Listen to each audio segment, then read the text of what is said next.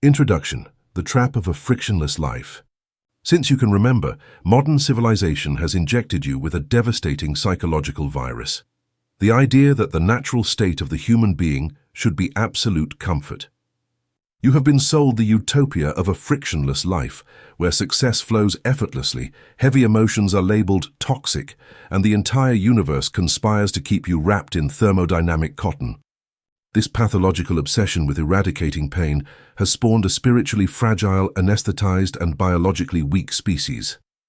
They have convinced you that if something hurts, if chaos knocks on your door, or if the math doesn't add up, it means you are vibrating wrong, or that the cosmos is punishing you. Let's analyze this fallacy with the relentless coldness of physics and evolutionary biology. What happens to the human body when it leaves Earth's gravity and enters the frictionless environment of outer space? Without the relentless resistance of gravity crushing their skeleton, the astronaut begins to lose bone density and muscle mass at a terrifying rate. Their bones become porous and fragile. Their heart weakens because it no longer has to pump blood against any opposing force. The lack of friction does not free them, it literally disintegrates them at a cellular level. The absence of resistance is the absolute herald of entropy and death. In the quantum architecture of reality, friction is not a system design flaw. It is the only known mechanism in the entire cosmos capable of generating heat, forcing biological adaptation, and triggering the evolution of matter. If you rub two pieces of wood together without applying pressure, you get absolutely nothing. Only when you apply force, weight, and friction do you awaken the latent fire in the atomic structure. The pain you experience in your financial bankruptcies, in market rejection, or in the isolation of your deep work is not a curse. It is pure applied thermodynamics. In physics, energy is not destroyed, it is transferred. When the universe hits you with a massive obstacle, it is handing you an obscene amount of raw energy. The low-frequency ignorant receives that impact as suffering and collapses. The architect of the now absorbs it as high-octane fuel to alter their own electromagnetic structure. Pain is simply ultra-high-density information clashing against the obsolete structure of your old ego, forcing it to mutate. The slave of inertia flees the fire the exact moment the temperature rises, begging to return to their comfort zone. But you are not here to float in the void. You must understand that titanium consciousness is not forged in a warm breeze of positive affirmations. It is forged in the brutality of the anvil, under hammer blows of extreme pressure and temperatures that would melt any weak mind. This is the final declaration of war against your victim mentality. It is time to stop asking the matrix for a lighter load and start forging a structure capable of bearing the gravitational weight of an empire. Welcome to the Forge. Chapter 1. The Physics of Resistance. Why the Universe Pushes Back. An object at rest stays at rest, and an object in motion stays in motion at a constant speed and in a straight line, unless acted upon by a net external force. Newton's first law, law of inertia. The 200 Hz slave sits at his desk, visualizes his empire, designs his master plan, and the next day tries to execute the first raw action. Immediately, the physical world responds with a blow to the skull. His website server crashes, his main client cancels, and a crushing biological fatigue drains his ATP levels. What does the slave of inertia do? He panics. He turns to cheap self-help forums and fast food mysticism gurus who whisper the most paralyzing lie ever invented. If you encounter so much resistance, it is because the universe is telling you it's not your path. When you are aligned, everything flows effortlessly. That phrase is thermodynamic poison. It is a biological justification designed to keep weak organisms at the bottom of the pyramid, conserving energy without threatening the status quo of the matrix. The architect of the now, the creator who operates with the glacial rigor of particle physics, does not cry in the face of resistance. He smiles with the cold blood of a quantum engineer who has just confirmed his hypothesis in the lab.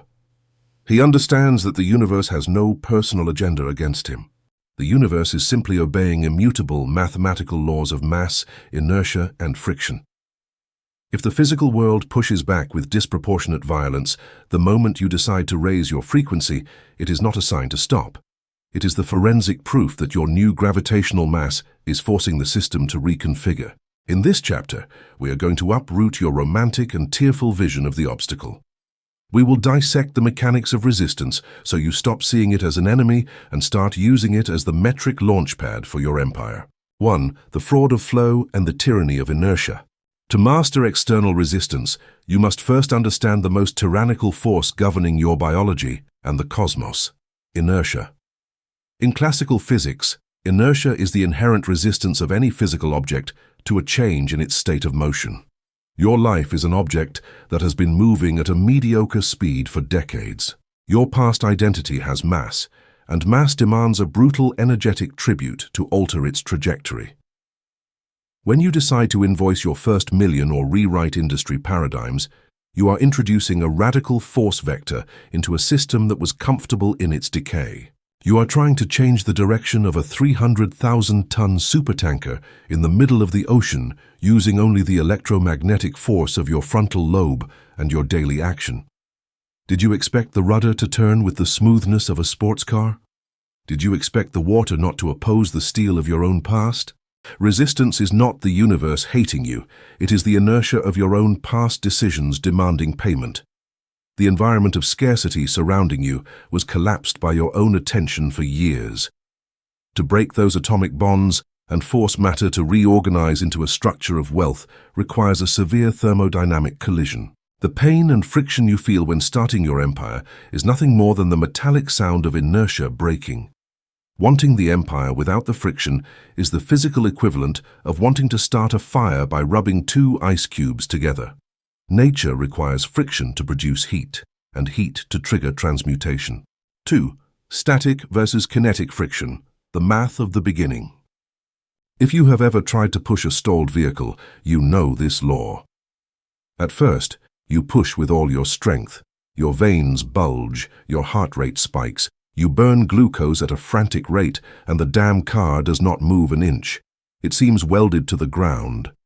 But if you maintain the agonizing pressure, suddenly the tires turn. The car starts to move, and once it is rolling, you discover something. You no longer need that same brutal force to keep it moving. Now you can maintain it with a sustained but moderate effort. You walk behind it with a rhythmic breath. Physics has an exact explanation for this: the difference between the force of static friction, Fc$, and kinetic friction, Fk$.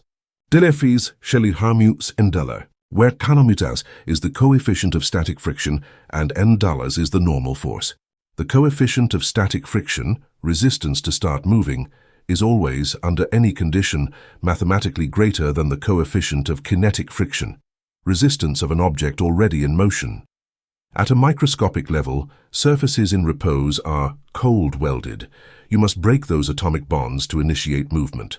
The day you launch your vision, your static friction, hamust, is at its maximum. The algorithm doesn't know you, clients don't trust you, and your mammalian brain is terrified. The surfaces of your old life are welded to the matrix floor. The 200 Hz novice pushes for a week. He feels the crushing pain of static friction. He spends 80% of his energy and sees his bank account doesn't move. He calculates, if 80% effort in 7 days generated zero movement, it will take thousands of years to reach the goal. He gives up. He lets go of the car. The architect of the now understands the resistance graph. He knows that initial friction is not an indication of the effort required for the entire journey. He knows that monstrous effort is only necessary to break the cold weld of rest. Therefore, the architect locks himself in his anechoic chamber, cancels the complaint, and pushes the project with almost suicidal thermodynamic violence for the first 90 days. He refuses to audit results. He knows he is operating in the FAS zone. Then it happens. The project generates its first client, its first automated system. The coefficient suddenly collapses. The system moves from Fs to Fk downs. Friction drops. Suddenly the same effort produces massive asymmetric returns. Resistance was just a biological filter designed to keep away the weak. Trace, gravity, and escape velocity, the rocket's toll. To leave the atmosphere of mediocrity, you must use aerospace mechanics. When a Saturn V rocket takes off, it spends more than 80% of its fuel in the first minutes of flight just to break through the first few kilometers of Earth's atmosphere. Air resistance hits the fuselage so hard it nearly melts. If the rocket had the consciousness of a cowardly creator, it would say, "This hurts too much. The heat is unbearable. Obviously, Earth doesn't want me to leave. I give up." It would cut the engines and crash, but the rocket responds to the escape velocity equation. This equation dictates the non-negotiable kinetic energy needed to break free from gravity. You cannot negotiate with $. You cannot ask physics for a discount. You pay the energy toll or you stay on the ground. In your life, gravity, $, is composed of your immediate environment, relatives who demand you be realistic, debts, and old friends who feel intimidated by your ambitions. All of that exerts a massive gravitational pull on your nervous system. When you start your engines, toda esa estructura gravitatoria tira de ti hacia abajo. Emergencies arise. It is the atmosphere getting dense, trying to crush the fuselage of your new identity. The catastrophic error is trying to escape your old gravity by accelerating a little bit every day. Gravity will always win that way. The architect of the now knows he must accumulate a violent, disproportionate amount of raw action energy so his speed exceeds the gravitational force before his ATP runs out. He burns the ships. He isolates himself. He concentrates 100% of his attentional laser on vertical propulsion. Once you break through the stratosphere, the gravity of your past stops affecting you. You reach the vacuum of space, where there is no air resistance. To earn the right to float in that weightlessness, you first had to be willing to burn on the launch pad. The Chatelier's principle, the system defends itself. In 1884, Henri Le Chatelier formulated, if a system in equilibrium is subjected to a change in concentration, temperature, or pressure, the system will readjust itself, shifting its equilibrium in the opposite direction to counteract the change. This is why your life becomes chaos the moment you decide to improve it. The universe, the 3D matrix, always seeks thermodynamic equilibrium. Your life, however mediocre, was in equilibrium. Suddenly, you inject a massive change in pressure. You wake up at 4 a.m., process high-density information, and execute protocols. You have broken the equilibrium. The system detects this excess and generates forces in the opposite direction to return you to your previous state. Your ad account is banned. Your family starts a monumental argument. You get sick from a cortisol spike. The inertial slave sees a curse. The architect sees a perfect instrumentation reading. When the system hits back, the architect says, "Command received.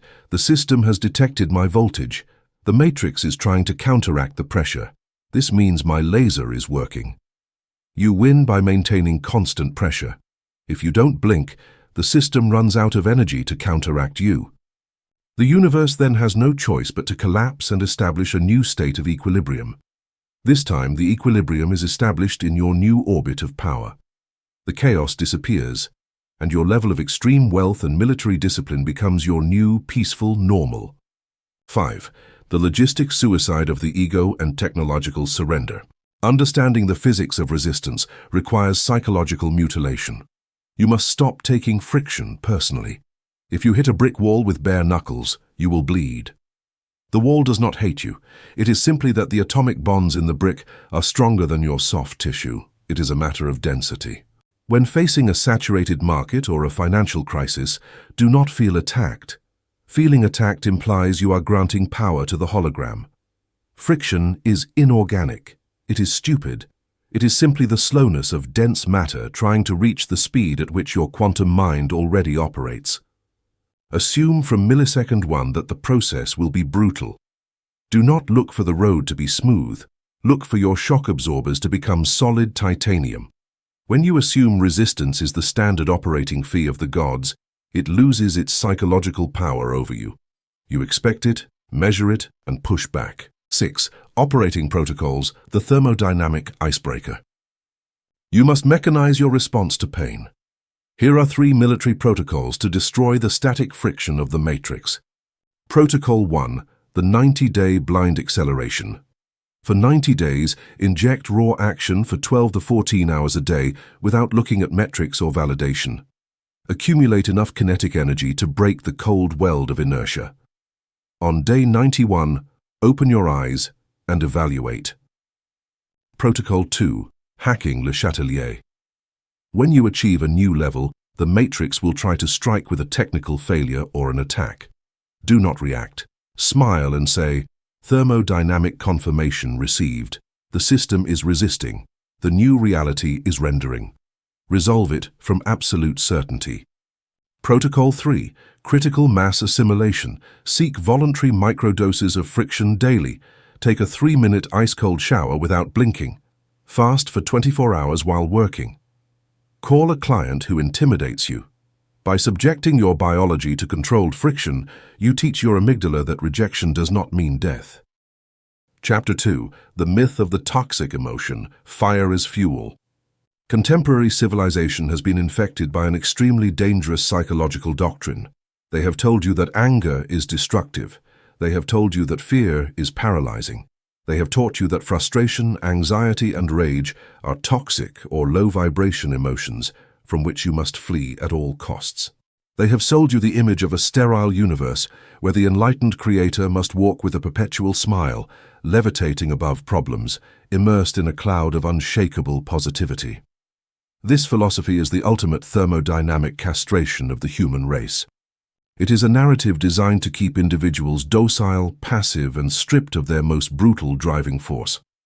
If we analyze the concept of emotion through the cold lens of physics and molecular biology, we discover that the word emotion literally means energy in motion. Emotions are not mystical clouds or moral states.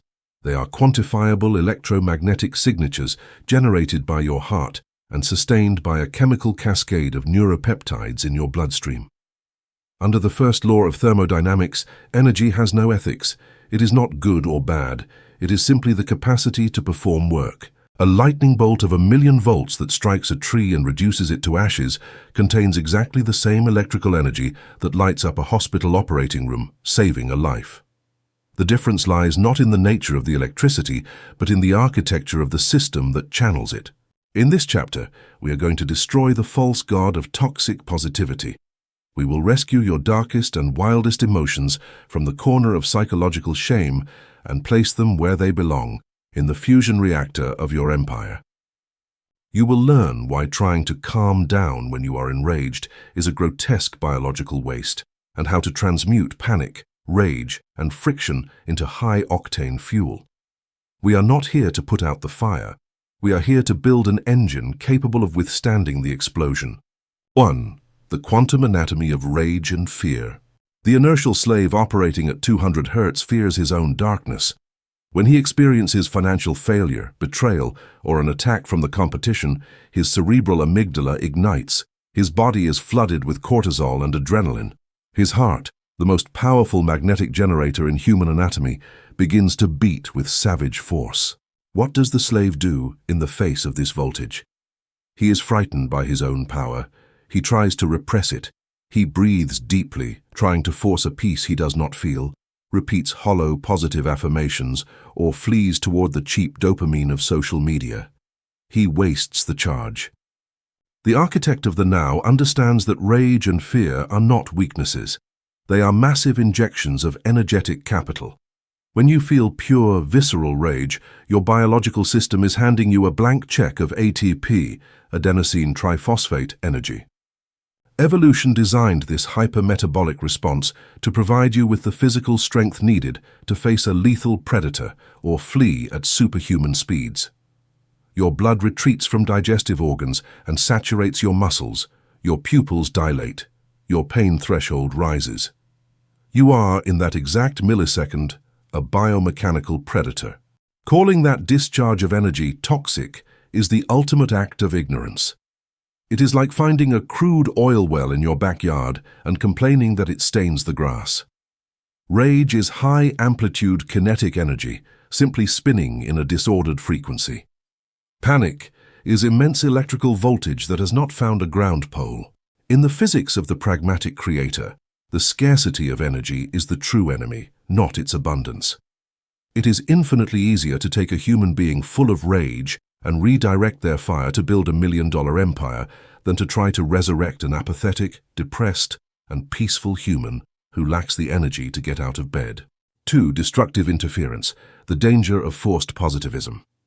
We must apply wave mechanics to understand the organic damage you suffer when you try to fake emotions you do not possess. In wave physics, if you have a high-amplitude wave, your real rage, and you artificially generate another wave in the opposite direction, your desperate attempt to think all is well, the result is not peace. The result is a phenomenon called destructive interference. The two waves collide and cancel each other out on the surface, but the energy does not disappear. It is transformed into internal thermal friction.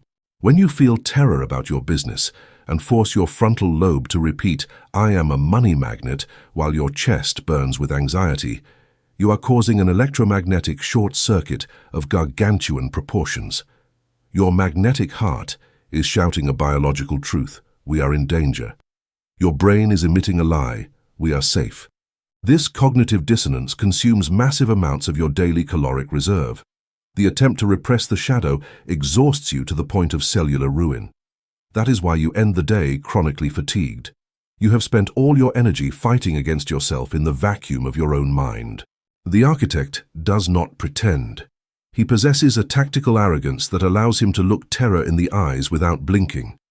If he feels rage because he has been cheated, he does not say, "I send light to whoever robbed me." He observes the rage and says, "Perfect. I have a nuclear reactor in my chest. Where am I going to aim this laser?" 3. The internal combustion engine versus the forest fire. To use friction and pain as fuel, the difference between total destruction and absolute power resides in a single geometric variable: containment. Visualize a dry forest in midsummer. Lightning strikes and a fire breaks out. This is the 200 Hertz slave being dominated by his own anger. He destroys vital bridges because he cannot contain it. Now, visualize the internal combustion engine of a Formula One racing car. Inside that engine, there are violent explosions, thousands of times per minute. There is scorching heat and lethal pressures. But this fire does not burn indiscriminately. The explosion occurs within a cylinder of titanium alloy that is absolutely sealed. The walls of the cylinder are cold, impenetrable, and rigid. Having nowhere to escape, the expanding gases generated by the explosion have only one possible physical route: to push the piston down. The piston moves the crankshaft, the wheels turn, and the vehicle shoots forward at 300 kilometers per hour. You are the engine. Your frontal lobe and military discipline are the walls of the titanium cylinder. The dark emotion is the explosion of gasoline.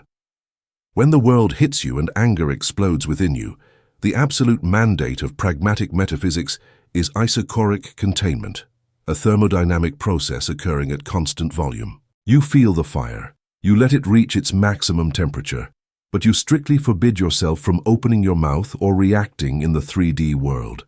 You do not send that venomous email. You do not complain. You swallow the pressure. You endure the suffocating heat of the contained emotion without letting it escape through the fissures of complaint. As the pressure increases, you reach critical mass. At that moment, you couple your colossal vision of the empire to that biological piston and transform that unbearable pain into 14 hours of uninterrupted deep work. You have used the kinetic energy of your enemies to push your vehicle to the top. You have turned poison into pure propulsion. 4. Magnetic alchemy, inverting the polarity. Let's enter the deep engineering of this transmutation. How do you invert the polarity of an emotion that is tearing you apart? In classical electromagnetism, Faraday's law of induction states that a magnetic field that changes over time generates a circulating electric field. Energy is highly malleable. When you feel terrifying fear, your magnetic field is contracted. You are vibrating in a survival frequency. The slave freezes like a deer in headlights. The architect of the now applies what we call quantum judo, taking the aggressive momentum of the opponent and using their own kinetic mass to bring them down. First, the architect feels the intense fear. Instead of saying, "I am afraid," he says, "My biological vehicle is experiencing a high concentration of cortisol. The engine is racing." You separate yourself from the machine. You are the driver, not the fuel. Fear terrifies you because it has a label: fear of poverty, fear of rejection. Strip the emotion of its psychological narrative. If you take away the name fear, what remains physically? tachycardia, rapid breathing, and muscle tension. Biologically, it is the same response you feel before winning an Olympic race or performing an act of bravery. Now that you have reduced the monster to simple, nameless electrical energy, you inject it into your new command code. You take that brutal adrenaline and use it to stay awake until 3 a.m., refining your sales funnel. You use the tachycardia to speak to the camera with a magnetic ferocity you wouldn't have if you were relaxed. By doing this, you take away the universe's power to hurt you. The Matrix sends a crisis to destroy you, but you ingest the crisis, metabolize its nuclear energy, and return it converted into a product of incalculable value. You become an anti-fragile system. The harder they hit you, the more fuel they give you. 5. The concept of work in the thermodynamics of karma. In thermodynamics, the formula for the change in internal energy is Wasser delta U das die Q do, wherein delta U dollars is the change in internal energy, Q dollars is the heat added to the system, and W dollars is the work performed by the system on its environment. Emotional pain, anxiety, and rage are, in this equation, the heat added, Q dollars. Your biological system enters a state of high internal energy. The body cannot contain so much energy indefinitely without suffering material fatigue. The only way to reduce internal pressure without destroying the system, without burning the engine, is to perform work, W, on your environment. Pain demands that you build. Friction demands raw action. The mathematical law tells you that you cannot meditate pain away. You have to sweat it, bleed it, and forge it into 3D reality. You have to use that heat to alter the environment, W dollars. For every insult, you write a chapter of your masterpiece. For every rejection, you build a new pillar. You are transferring the energy of the wound into the architecture of your empire. There will come a time when you look at the monstrous greatness of everything you have built and realize that none of it would exist if you hadn't been pushed into the abyss. Pain was the invisible architect. 6. Military transmutation protocols. When a crisis hits, your frontal lobe shuts down and the reptilian brain takes control. You must have automatic mechanisms implanted in your muscle memory. Here are 3 inflexible protocols. Protocol 1. Thermal quarantine, the 24-hour rule. When you receive a devastating emotional impact, you forbid yourself from sending messages or making decisions for 24 hours. You seal the titanium cylinder. You sit in a room and let yourself burn. By holding the heat, the emotion decants into pure cold determination. Protocol 2. Kinetic redirection, the ATP extractor. If you are overwhelmed by stress, immediately cut the mental cycle. Subject your carbon vehicle to intense voluntary physical stress for 10 minutes, sprints or ice-cold showers. You force biology to consume excess neurotransmitters. You return to your desk in a state of predatory calm. Protocol 3. The silence equation, thermodynamic vampirism. When friction comes from another person, their goal is to steal your energy. Apply absolute tactical apathy. Do not respond. Do not defend yourself. By offering no resistance, their kinetic energy falls into a vacuum, leaving them exhausted while you use your spark to fuel your work. Chapter 3. Biological Hormesis. The dose makes the poison and the titan. The 3-dimensional matrix has an exquisitely designed population control mechanism. It does not use iron chains or armies to keep the masses subdued. It uses something infinitely more lethal and silent: comfort. Over the last century, civilization has waged a thermodynamic war against friction. We invented climate control to avoid feeling cold or heat. We processed food so we don't have to chew with force. We created algorithms for instant validation to avoid the anguish of isolation. We have pathologized stress until it became public enemy number 1. The result is a biologically castrated species, an army of 200 Hertz slaves whose nervous systems collapse at the first email with a slightly aggressive tone. Why is this a tragedy at a quantum level? Because the architecture of your empire has a massive gravitational mass. Extreme success is an environment of ultra-high pressure and high voltage. If the universe dropped that power into your current life tomorrow, your weak system would suffer a catastrophic overload. You would self-sabotage, get sick, or lose the empire in months. Your biological circuits would fry.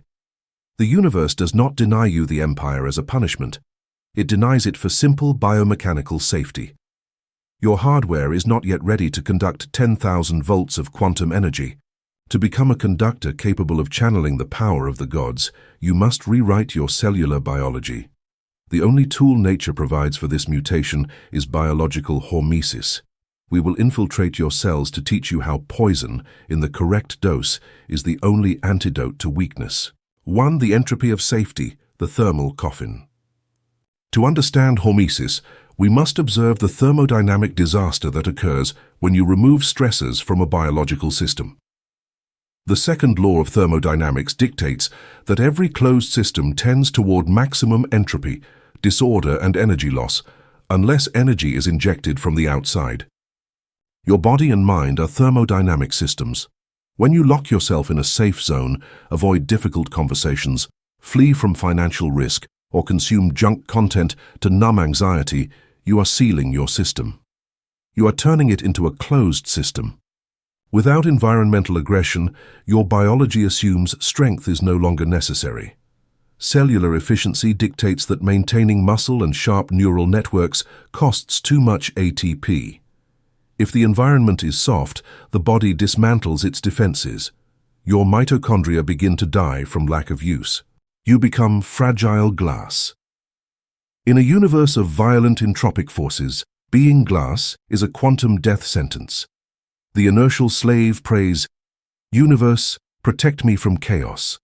The universe responds, "The only protection against chaos is to become a chaos of higher density." Absolute security is a thermal coffin. The architect of the now despises safety. He knows the only true security in the 3D matrix is possessing a physiology so brutally hardened that any crisis bounces off his electromagnetic field like a rubber bullet against armored steel. 2. The science of hormesis, the biphasic curve of immortality. Hormesis is a phenomenon where exposure to a low dose of a stressor, which is lethal at high doses, induces a compensatory adaptive response that protects the organism. In raw terms, what kills you in large amounts makes you indestructible in small amounts. Classic pharmacology assumes a linear response, but living organisms obey a biphasic curve, J or inverted U shape. When you expose yourself to an acute stressor, ice water, fasting, or high-risk investment, your cells suffer real damage. Oxidative stress is produced. The mammalian ego panics, but the biological intelligence detects the damage and activates primordial survival signaling pathways, like NRF2 or sirtuins. The cell does not just repair the damage, it overcompensates. It generates massive antioxidant enzymes and heat shock proteins. Most gloriously, it orders mitochondrial biogenesis. It creates new, larger, more efficient mitochondria. By introducing a millimetric dose of death, you have forced your cells to build higher-capacity thermodynamic engines. Your baseline resistance has risen. You can now process more ATP. 3. Microdosing chaos, psychological and financial hormesis. The architect of the now applies biological hormesis to his finances and psychological architecture. The collapse of an elite reality requires risk. However, incalculable risk, betting everything blindly, is not hormesis. It is thermodynamic suicide. It is drinking a liter of cyanide. The strategy of the solitary king is the voluntary inoculation of friction. It is the act of microdosing business and social chaos to vaccinate the amygdala against fear. If you hide in your safe zone for years, you are accumulating fragility.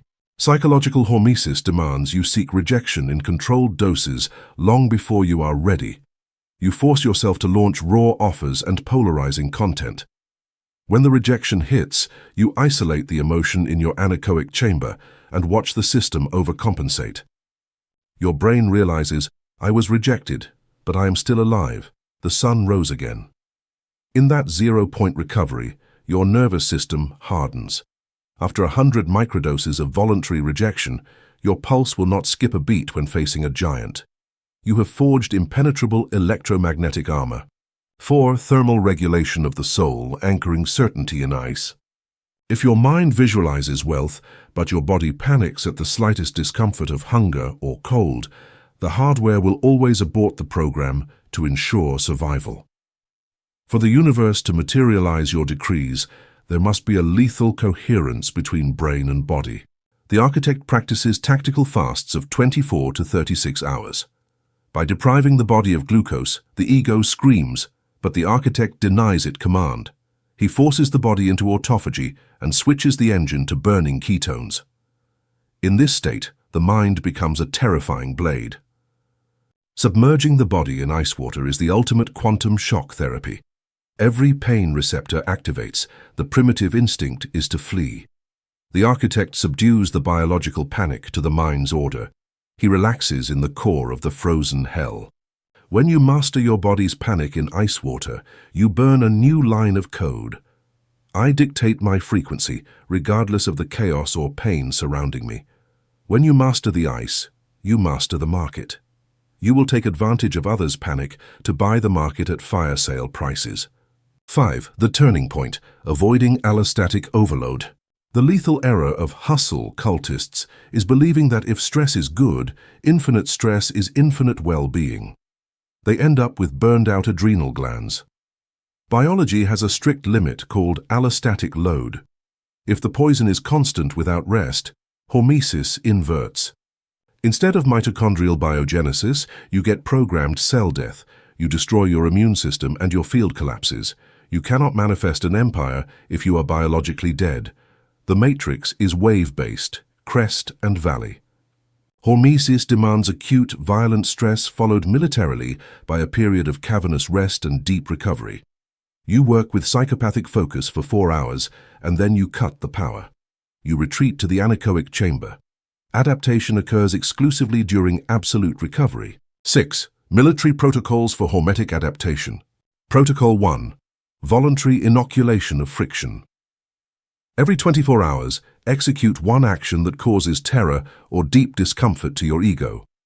Send that email to an unreachable mentor or publish a radical idea. You are thickening your frontal lobe's membrane against uncertainty. Protocol 2. Dopaminergic rescue fast. 1 day a week, 0 food, 0 social media, 0 passive entertainment, 0 hot water. Subject your ego to a Spartan state of deprivation. Use that day to plan your empire. When you break the fast, even a cup of black coffee will feel like power. Protocol 3. Assimilation in the anechoic chamber. After intense friction, shut down monitors and lie on the floor in complete darkness. For 20 minutes, prohibit your muscles from moving. Tell your body, the war is over, the poison was absorbed. Let 0-point frequency rewrite you. Chapter 4. The Anvil of Solitude, Thermodynamic Isolation. From the moment your carbon body was expelled into the physical world, your mammalian brain was programmed with a basic, pathetic survival algorithm, the need for the pack. For hundreds of thousands of years, isolation meant certain death. Your amygdala encoded solitude as the biological equivalent of thermal death. This is why contemporary society pathologizes being alone. They have sold you the idea that happiness is a state of constant social interconnection and that isolation is synonymous with depression or failure. This is the largest and most destructive energy dissipation trap of the 3D matrix. The inertial slave, terrified by silence, fills every second with external noise. If he tries to build a business, he tells his family, seeks mediocre partners, and asks for validation online. His electromagnetic field is perpetually open, leaking vital energy, ATP, into an environment vibrating at 200 Hz. The slave never reaches the critical mass needed to trigger a quantum collapse because thermodynamically he has too many leaks. His heat dissipates into the cold atmosphere of collective mediocrity. The architect of the now understands that absolute domination and the restructuring of reality demand a mathematical price, voluntary exile. In this chapter, we will destroy your biological fear of solitude using high-pressure physics and systems engineering. You will discover that isolation is not a punishment, but the vacuum chamber where the universe places you on the anvil to forge your titanium consciousness. You will learn to seal your hatches and endure the silence. 1. Systems physics, the dissipation of sharing. To understand why isolation is a mechanical requirement for greatness, we must look at fundamental thermodynamics. Physics classifies systems into 3 strict categories: open systems, exchange matter and energy; closed systems, exchange energy, not matter; and isolated systems, exchange nothing. It is a thermodynamic safe. When you surround yourself with standard civilization, your quantum system operates as an open system. Imagine you have connected with the unified field and generated a $1 million idea. You have injected your system with 600 Hz. Your internal temperature is boiling. You are ready to execute raw action. But your mammalian brain feels the pressure and seeks relief. You call a friend or sit with your family and tell them your plan. What just happened thermodynamically? You just opened the system's valve. The human brain, unable to distinguish between real action and linguistic simulation, releases premature dopamine upon receiving validation. You have spent the internal heat, the kinetic energy meant to move the atoms of your business, on moving your vocal cords and warming the air. Even worse, by interacting with entities at 200 Hz, the law of thermal equilibrium takes effect. If you put an incandescent object next to a block of ice, they eventually reach a mediocre temperature. The architect of the now decrees the martial law of the isolated system.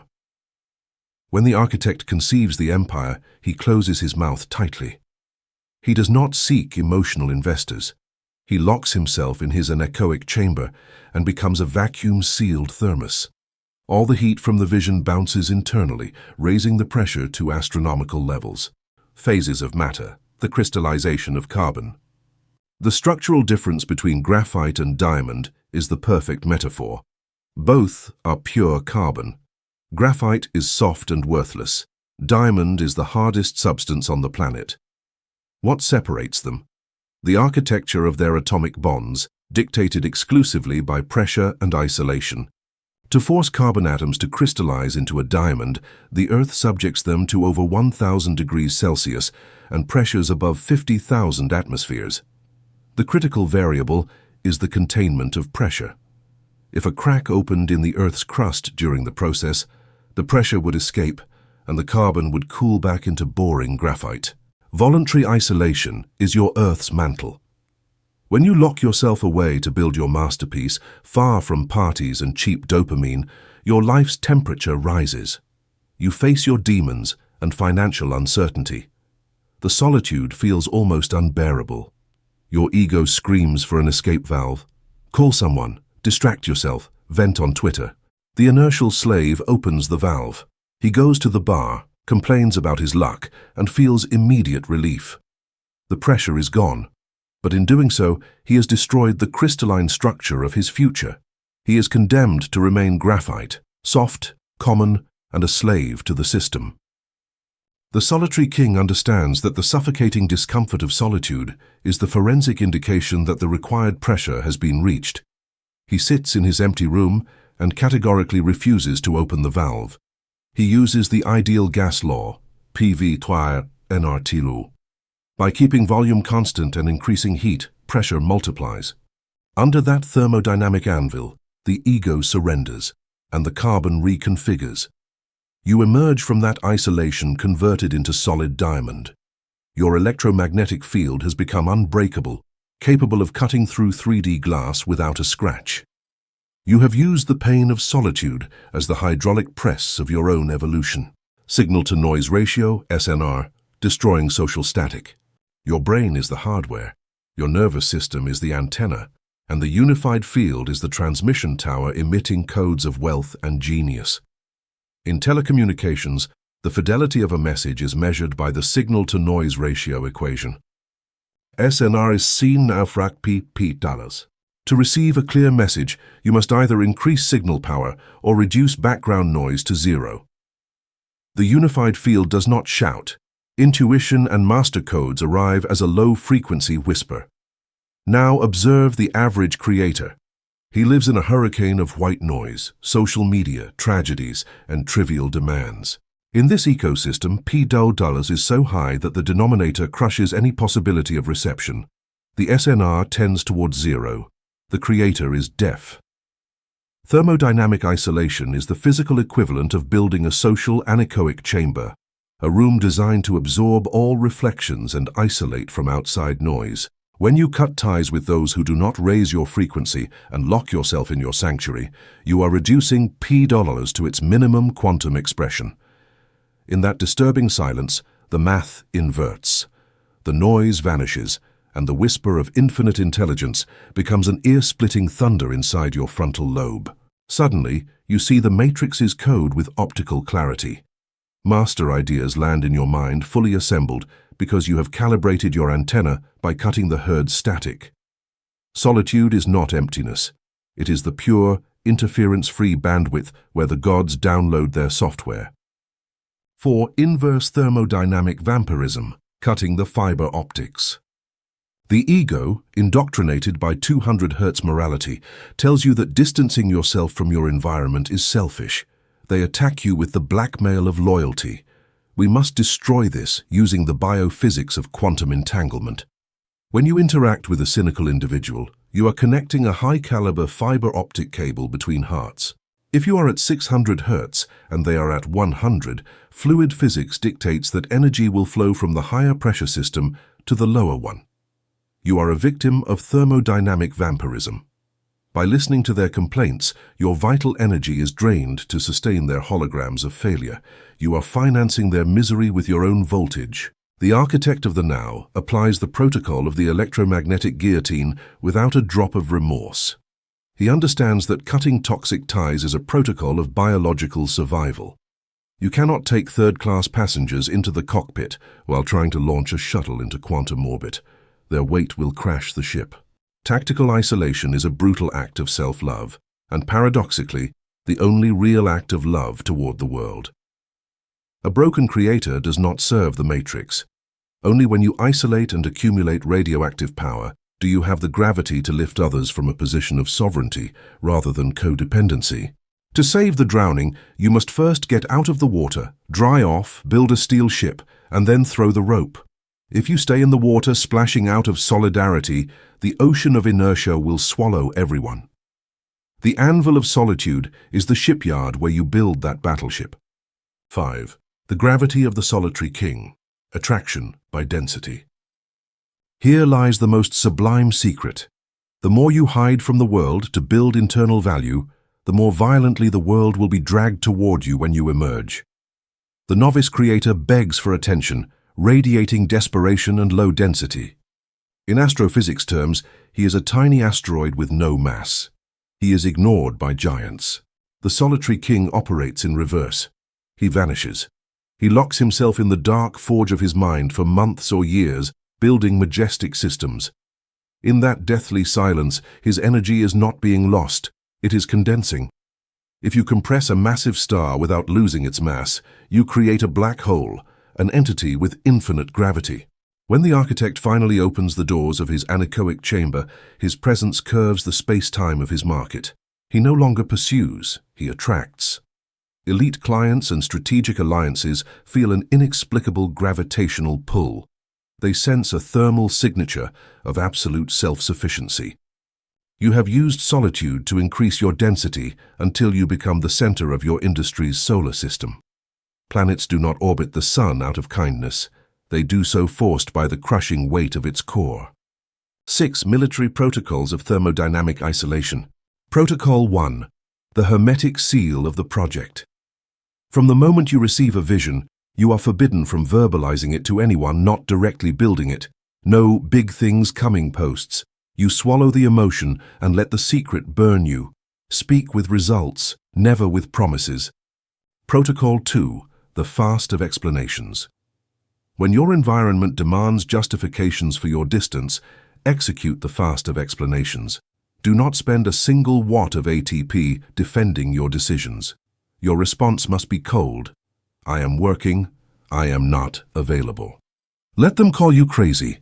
That misunderstanding is the moat protecting your castle. Protocol 3. Ghost mode. You cannot hear the unified field if you are connected to the collective hysteria. Once a quarter, activate absolute ghost mode for 72 hours. Phone off, router unplugged.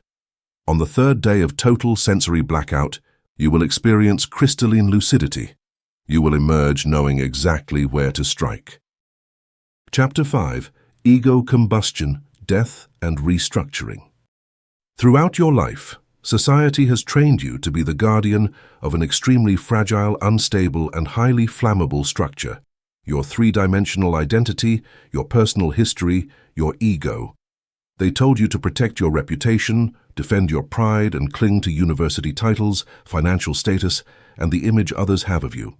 The 200 Hz inertial slave lives terrified that someone might scratch the paint on his ego.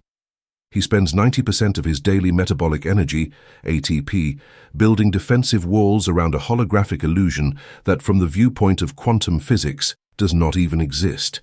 But the unified field does not obey your psychological insecurities. When you decide to invoke absolute power, when you demand the universe collapse a reality of millions of dollars, domination, and massive impact, the matrix audits your current structure. If the matrix detects your ego, is built with rotten wood and rusted wire, it will not give you the weight of the empire. It would crush you in milliseconds. What does the universe do then? It initiates the combustion protocol. It sends a massive friction event, a financial bankruptcy, a public betrayal, the collapse of a structural relationship, and sets your life on fire. The slave falls to his knees, cries and says, "The universe is punishing me. I've lost everything. I am dying." The architect of the now stands tall in the middle of the flames. He feels the searing heat, breathes the smoke of his old life reduced to ashes, and smiles with the cold arrogance of a quantum god. He understands the fire is not burning his essence. The fire is incinerating the dross. He is being subjected to extreme metallurgical purification. In this chapter, we will destroy your biological panic regarding the loss of identity. We will enter the thermodynamics of smelting. You will learn why the psychological pain you feel during a crisis is not real, but simply the friction of old covalent bonds breaking. You will discover how to crystallize a new titanium identity for your empire. Prepare to die before you die. 1. The carbon identity fallacy, the ego hologram. To subject the ego to fire without your sanity collapsing, you must first understand exactly what is burning. In particle physics, you, the real observer, pure consciousness connected to 0 point, have no mass, no form, no gender, no history, and no bank balance. You are an electromagnetic antenna operating the hardware of a biological body. You are the unified field experiencing itself in a focused point. That is your immutable identity. It is indestructible. It cannot be burned, cut, or humiliated. However, to operate in the 3D matrix, your mammalian brain had to create a user interface, an avatar. That avatar is your ego. It is an accumulation of historical data. The thermodynamic disaster occurs when the creator confuses the indestructible observer with the temporary avatar. The inertial slave says, "I am the vice president of this company." He has welded his quantum consciousness to a corporate title. When he is fired, he does not feel he lost income. His amygdala processes it as literal annihilation. His brain unleashes a cortisol cascade equivalent to being devoured by a lion. He experiences the thermal death of his identity. The architect of the now operates with tactical dissociation. He knows the ego is just a biological spacesuit. If the suit gets dirty or burns, the architect does not panic.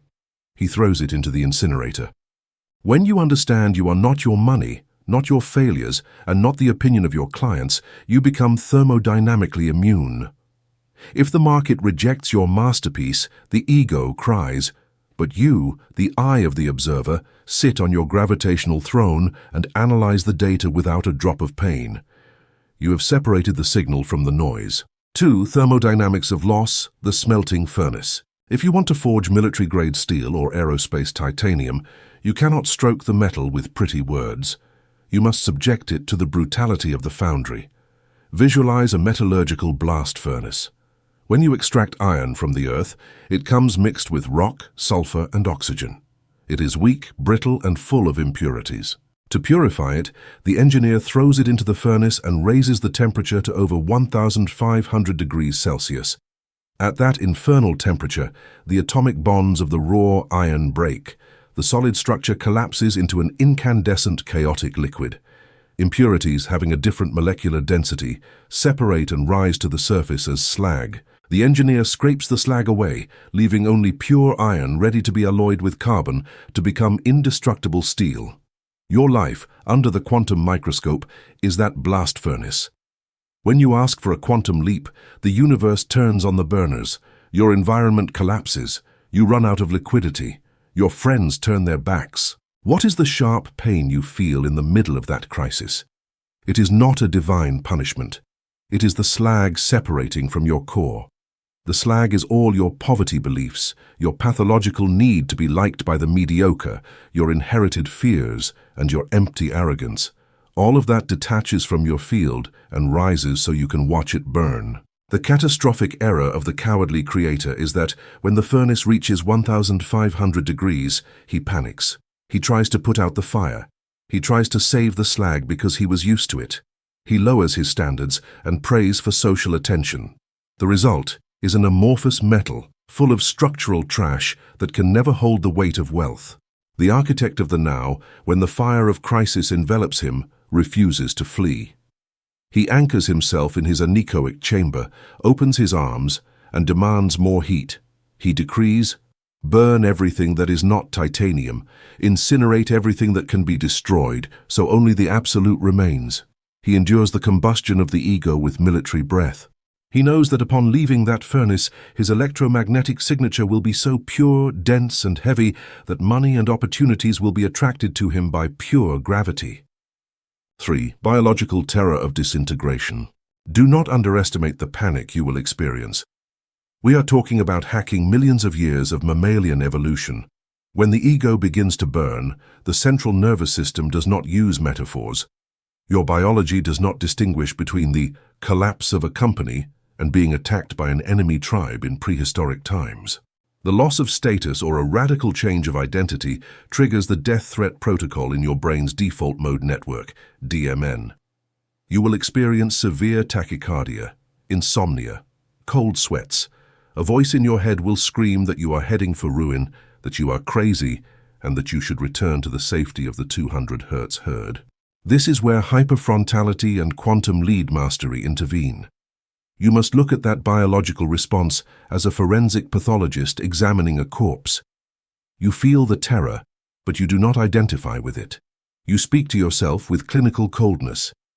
Interesting chemical response. The hardware is scared, the software is updating. You cannot reason with biological terror. You must subject it through tactical immobility. When you feel you will lose your mind from the pressure of the void, lie on the floor. Turn off all muscles. Paralyze the carbon vehicle and let the chemical storm pass through you without allowing it to control your 3D actions. Once the reptilian brain realizes you aren't moving or fleeing the flames, it surrenders. It exhausts its supply of stress neurotransmitters, the fire goes out, and you experience glacial lucidity. You have survived your own psychological death. 4. The exclusion principle, making space on the server. In quantum mechanics, the Pauli exclusion principle states that two identical fermions, like electrons, cannot occupy the same quantum state simultaneously in the same system. You cannot have two things occupying the exact same space with the same energy coordinates. The 3D matrix obeys a macro version of this quantum principle. Two diametrically opposed frequencies cannot occupy the same biological avatar simultaneously. You cannot be the nice guy who yields to family demands and at the same time occupy the quantum space of the ruthless king building a software empire. The matrix server detects a spatial syntax error. The universe abhors a vacuum, but it requires a pre-existing vacuum to fill it with new mass. If your hands are gripping the trash of your past, mediocre clients who pay little but are safe, or an inoffensive public image, your quantum hands are full. There is no space in your coordinates for the matrix to deposit a $10 million contract. Ego death is the deep server cleaning protocol, the hard drive formatting. When the universe pushes you to lose clients or face rejection, it is executing a structural emptying. It is freeing up RAM. It is expelling low-energy electrons from your biological orbits to leave empty seats. The architect of the now, far from mourning loss, accelerates it. He executes destructive fractal pruning. He fires clients who consume energy before he has their replacement. He deletes old content. He destroys parasitic relationships without looking back. He deliberately generates massive gravitational voids. He knows that by creating that immense black space, the law of atmospheric pressure in the cosmos will be forced to precipitate a high-density storm, money, power, elite alliances, to fill that gap. Destruction is not a tragedy. It is the indispensable logistical requirement for the landing of the empire. 5. Titanium restructuring, the new covalent bond. Once the fire has burned the old graphite ego and you have endured the vacuum without filling it with cheap dopamine, the moment of electromagnetic restructuring arrives. The moment to forge the armor. The inertial creator tries to rebuild the exact same life. The architect of the now uses the residual heat to reorganize his covalent bonds. He creates a completely new ego, but this time it is a tactical ego. The old ego was your master. It dictated your fears. The tactical ego is your employee. It is a user interface programmed consciously by your frontal lobe in the anechoic chamber. You decide, with the coldness of a programmer, the parameters of your identity. My new hardware does not tolerate price friction. I charge 10 times the market value, and my field emits zero remorse. My new biological avatar does not require external validation. Criticism from 200 Hz entities is processed as static noise and discarded. My nervous system feeds on rejection. It transmutes into work. You are forging titanium. Unlike crystal, which is rigid and breaks on impact, titanium has a monstrous strength-to-weight ratio and ballistic flexibility. Your new tactical ego is not fragile. If the market changes, it adapts with predatory speed. If a project fails, the ego does not feel he failed. It simply reports a code error and recompiles. You have become a thermodynamic ghost, a human being operating a biological suit without emotional attachment to the suit itself. In this state of psychopathic detachment, you acquire an asymmetric manifestation power capable of bending the market's will to your whim. 6. Military protocols for voluntary combustion. Do not wait for the universe to start the fire for you. The matrix is ruthless when it takes control of the foundry. The architect of the now injects the fire on his own terms. If you want to accelerate the orbital jump and destroy the old you before dawn, you must execute these 3 military protocols of voluntary combustion. Protocol 1. The biographical funeral, erasing the matrix history. Your attachment to your past is a lead anchor. In the absolute solitude of your anechoic chamber, write down the identity of your old self, your failures, the version of you that was poor and fearful. Read it aloud with a military tone. Then formally declare, this carbon structure has fulfilled its function, its kinetic energy is exhausted. Then set the paper on fire. Physically watch the matter turn into smoke, entropy. From that second, forbid yourself from speaking about your past as if it were yours. Treat it like a boring movie you saw years ago. You have just been born in the upper orbit. Protocol 2. Tactical humiliation exposure, destroying crystal pride. The ego fears ridicule more than physical death. If you remove that fear, you turn it into an invulnerable weapon. Every month, do something publicly where you are terribly bad or that has a high chance of rejection. Start a complex conversation where you are the most ignorant. Launch a raw offer. When you feel the shame burning your neck, do not flee. Maintain eye contact. Breathe the fire. By observing your own humiliation without your body suffering damage, you prove to your hardware that the ego is not real. Shame loses its voltage, and you regain 100% of your tactical freedom. Protocol 3. The slag audit, purging false attachments. You cannot restructure titanium if you are hugging pieces of molten trash. When a situation causes severe anxiety, stop all raw action.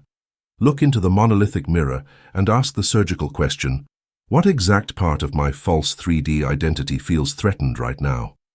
Is it your pride, your need to look smart? Identify the slag. Once named, say, "This is chemical slag, it is not me," proceeding with the scraping. Mentally tear that concern from your chest and throw it into the fire. Return to your keyboard operating with quantum lead, 5 electromagnetic kilograms lighter. Chapter 6. The Law of Equivalent Exchange, the Universe's Toll. We live in the era of instant cosmic gratification and beggarly mysticism. The personal development industry and fast consumption spirituality have infected the minds of millions with a toxic fantasy, the illusion that the universe is an infinite ATM that dispenses wealth and success simply in exchange for positive thoughts. They have sold you the fraud of creatio ex nihilo, creation out of nothing. They have convinced you that you can obtain the empire without paying the price of blood, thermodynamic sweat, and the absolute collapse of your comfort zone. We are going to destroy that biological and metaphysical lie right now. The unified field is not your servant. It is not your protective father, and it is definitely not a charitable entity. The universe is a binary, frigid, exact, and implacable accounting system. It is a quantum ledger that operates under the non-negotiable jurisdiction of conservation physics. The law of equivalent exchange dictates that you cannot alter the structure of dense matter without injecting a mathematically equivalent amount of energy, sacrifice, friction, and order. If you wish to extract gold from the 3D hologram, you must deposit your time, your ATP, and your laser attention at the counter of the cosmos. In this chapter, we will uproot your spiritual beggar mentality. We will dive into the thermodynamics of karma, the physics of sacrifice, and the equation of financial entropy. You will learn to stand before the matrix, look at the astronomical price of your ambition, and pay the toll in advance, forcing the universe to surrender the crown. 1. The fraud of creation from nothing, the universe as auditor. To understand the level of delusion of the average creator, we must observe physics. In no laboratory has it ever been documented that a system generates kinetic work without consuming a prior source of energy. A combustion engine does not turn if you do not annihilate gasoline molecules through fire. A nuclear reactor does not light a city if you do not fission, destroy the nucleus of the uranium atom. However, the average human sits in his room, lights incense, closes his eyes, and asks the matrix to collapse a wave of extreme wealth into his bank account without being willing to destroy absolutely anything of his current life. The inertial slave wants the 6-figure business, but he also wants 8 hours of uninterrupted sleep. He wants the respect of industry titans, but refuses to isolate himself on the weekend to compile his code because he has a social commitment. He wants the authority of a king, but consumes 3 hours of toxic dopamine daily. The slave is trying to scam mathematics. He is trying to violate the first law of thermodynamics. When you try to obtain energy from the system without giving energy in return, the universe, acting as a relentless auditor, rejects the transaction. The code does not compile. The matrix scans your field and sees your payment is 0. The architect of the now understands that magic does not exist, only advanced mechanics exist. He understands that every time he emits the command for a massive orbital jump, a counter turns on in the universe's server. A debt has been generated. If he asks for an empire that requires 10,000 units of energy, he pays that debt first. He locks himself in his anechoic chamber and begins to pay that debt in advance through work in a state of hypofrontality, sustained cellular stress, and social isolation. He does not wait for the matrix to charge him. He injects the capital first. 2. The cosmic currency, pain, time, and attention as capital. If the exchange is mandatory, what is the legal tender in the quantum matrix? The universe does not accept paper money issued by central banks. The universe does not accept verbal promises or tears of frustration. Tears are useless entropy. The unified field only recognizes 3 forms of high-density capital: time, attention, and pain. Time, chronological annihilation. Your time in the carbon vehicle is limited. When you decide to isolate for 90 days in ghost mode to build the software that will dominate your market, you are taking a massive block of your own life and annihilating it at the altar of your project. Every hour of deep work is a quantum gold ingot. Focused attention, the thermodynamic laser. Where you put your attention, you collapse the wave function. Attention is electromotive force. In the age of distraction, an individual who can keep their laser fixed on a single quantum point for 14 hours straight is an astronomical anomaly. Your concentration is the fire that melts the steel. Tolerated friction, the currency of sacrifice. This is where cowards quit. The highest denomination currency in the universe is your biological capacity to endure friction without your magnetic field disintegrating. When you invest all your savings and feel the terror of the abyss, but still execute raw action, you are paying with friction. The universe measures exactly how much atmospheric pressure your frontal lobe can withstand before giving up. The greater the pressure endured in silence, the greater the payment issued, and geometrically greater will be the reward rendered in the third dimension. You cannot delegate the toll of emotional and evolutionary friction. 3. Thermodynamic sacrifice, the destruction of deficient mass. Einstein's famous equation, E = mc 2 $, holds the darkest secret of pragmatic manifestation. Mass and energy are two sides of the same coin. In a nuclear reaction, an atom's nucleus divides.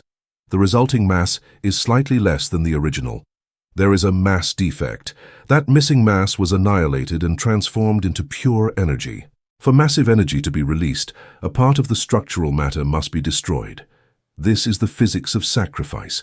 The architect of the now knows that to release the millions of volts needed to materialize the empire, he must sacrifice mass. He must execute the intentional destruction of his own inertial structure. What mass are you willing to annihilate today to release the energy of tomorrow? You must annihilate your victim identity. You must ruthlessly destroy your alliances with 200 Hz entities, even if they share your genetic code. You must incinerate your need to be understood, validated, and loved by the inertial mass.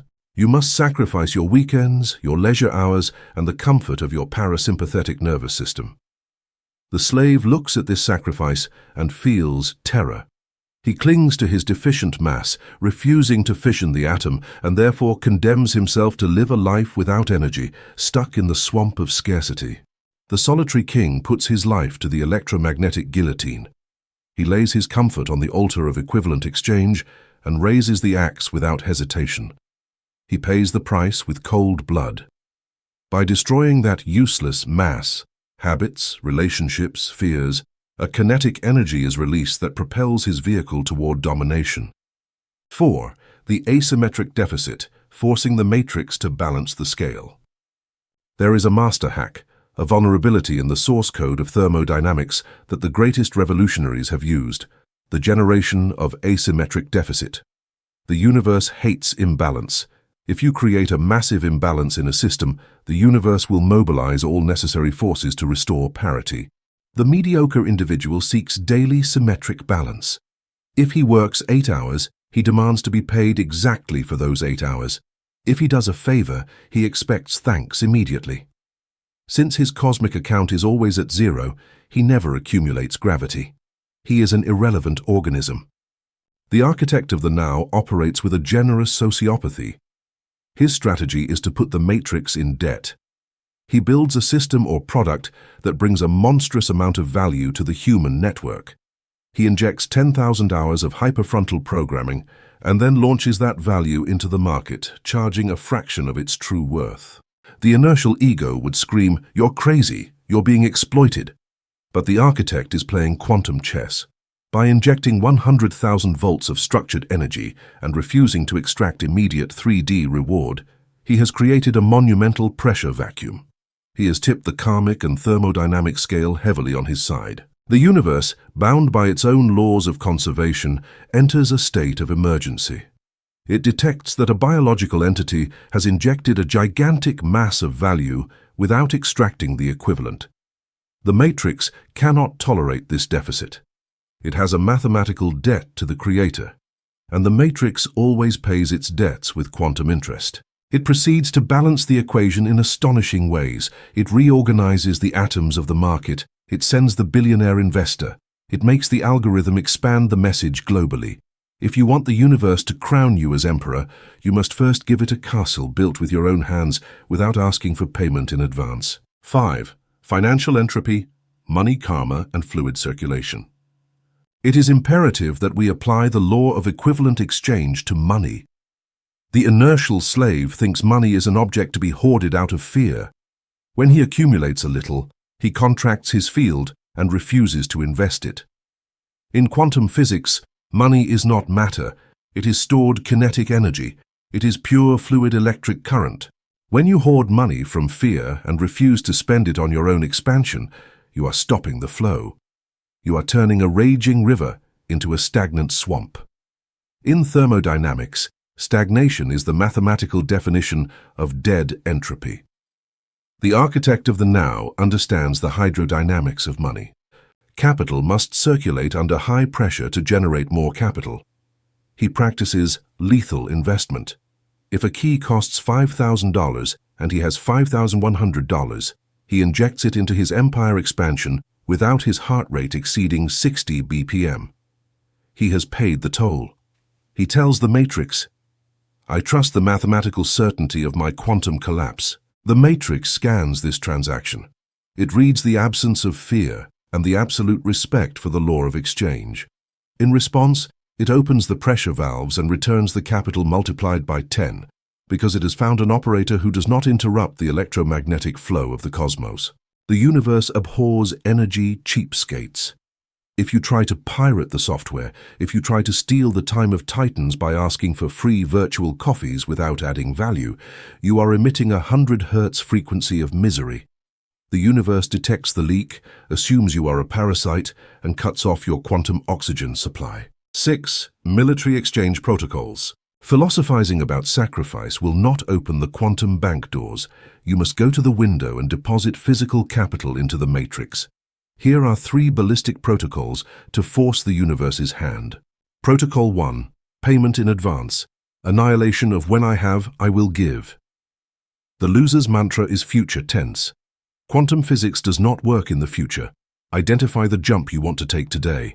Immediately deposit the thermodynamic payment. Buy the tool you can't afford. Wake up 2 hours early. Pay the toll now. Protocol 2. Burning ships. Non-negotiable structural sacrifice. The ego is a master of self-deception. If you have a plan B, your amygdala will spend 50% of your ATP keeping it alive, aborting the quantum leap. Apply fire to your escape routes. Resign from the mediocre services that keep you comfortable but stagnant. By doing so, you create a biological emergency. The carbon body panics, but the architect channels that panic 100% into the creation of the new reality. Without a safety net, the jump is not an option. It is an imperative for physical survival. The matrix obeys the urgency of absolute necessity, not lukewarm desire. Protocol 3. Leak audit, closing karmic valves.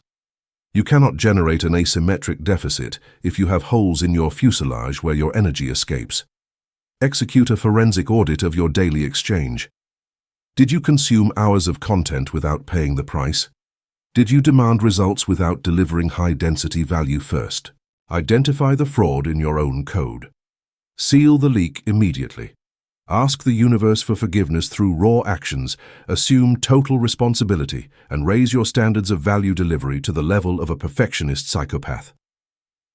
Chapter 7. Social Friction, Using Rejection as Slingshot Gravity. From your first breath in this carbon vehicle, you have been programmed by evolution and social engineering to be an approval addict.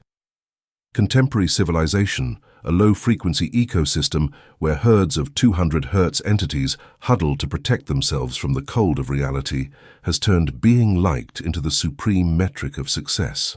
They have taught you to sand down your edges, to silence your tactical arrogance, and to dilute your electromagnetic voltage so as not to discomfort the nearsighted. They have injected you with biological terror of rejection. The inertial slave lives in a state of perpetual social paranoia. If he receives criticism, his magnetic field collapses. If a high-level client rejects him, his amygdala ignites, flooding his bloodstream with cortisol and convincing him that his work is worthless. The slave spends 90% of his vital energy, ATP, trying to build an inoffensive hologram that pleases everyone. By trying to generate no friction, he becomes an object of zero mass. He becomes a thermodynamic ghost, incapable of altering the gravity of his industry. The architect of the now despises mass validation. He understands that in fluid physics and classical mechanics, it is mathematically impossible for a colossal mass to move at high speed through a dense medium without generating a shockwave and friction. If you are not generating social friction, if there are no entities offended by your greatness, if the market does not violently reject you in your first attempts, it means you are not moving. It means you are irrelevant. In this chapter, we are going to execute a brutal mutation in your frontal lobe regarding the concept of rejection. We will take rejection, criticism, envy, and frontal attack and strip them of their psychological charge. We will stop seeing them as emotional wounds and begin operating them for what they truly are: massive transfers of kinetic energy.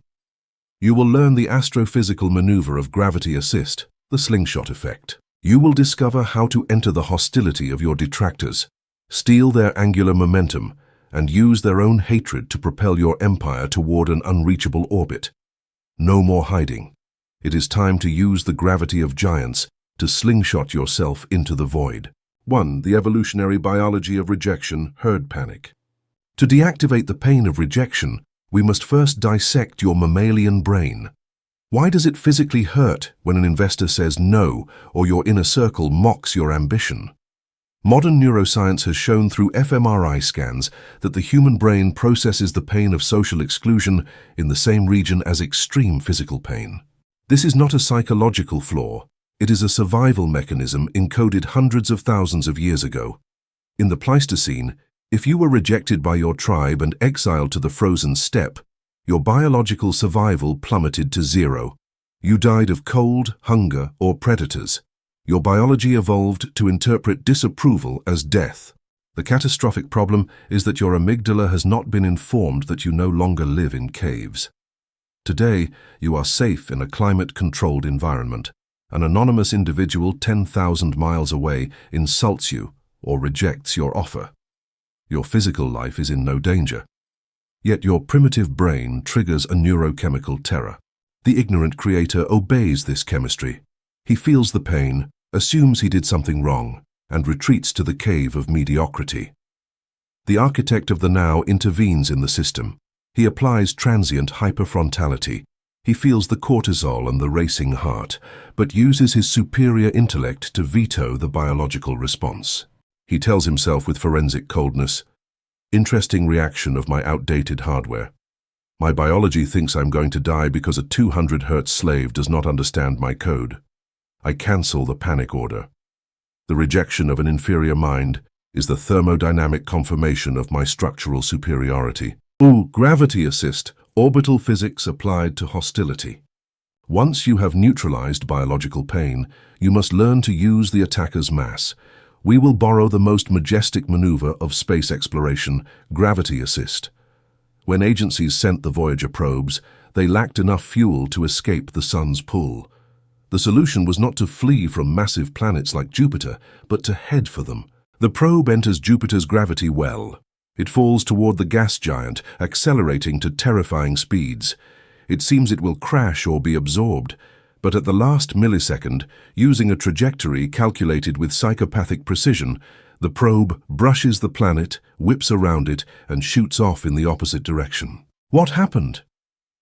The probe stole a microscopic fraction of Jupiter's orbital momentum. Jupiter slowed down an imperceptible amount, but that energy, transferred to the probe, accelerated it by tens of thousands of miles per hour. The probe used the inertial giant as a catapult, gaining colossal speed without spending a drop of its own fuel. Apply this to your empire. Your fiercest critic, the unfair competitor, the arrogant investor. They are Jupiter. They are massive, low-frequency entities charged with entropic gravity, hatred, ego, superiority. When they attack you, they are throwing a massive wave of gravitational energy at you. The weak creator crashes into the planet. He defends himself, gets angry, responds to insults. Upon crashing, all his energy dissipates as heat and the probe disintegrates. The solitary king executes the assist orbit. When rejection or hatred enters his radar, the architect does not slow down. He falls toward the gravity of the attack, accepts it in silence, and uses the centrifugal force. In raw action, you receive a devastating email where a client cancels a contract. You feel the gravitational pull of anger and fear.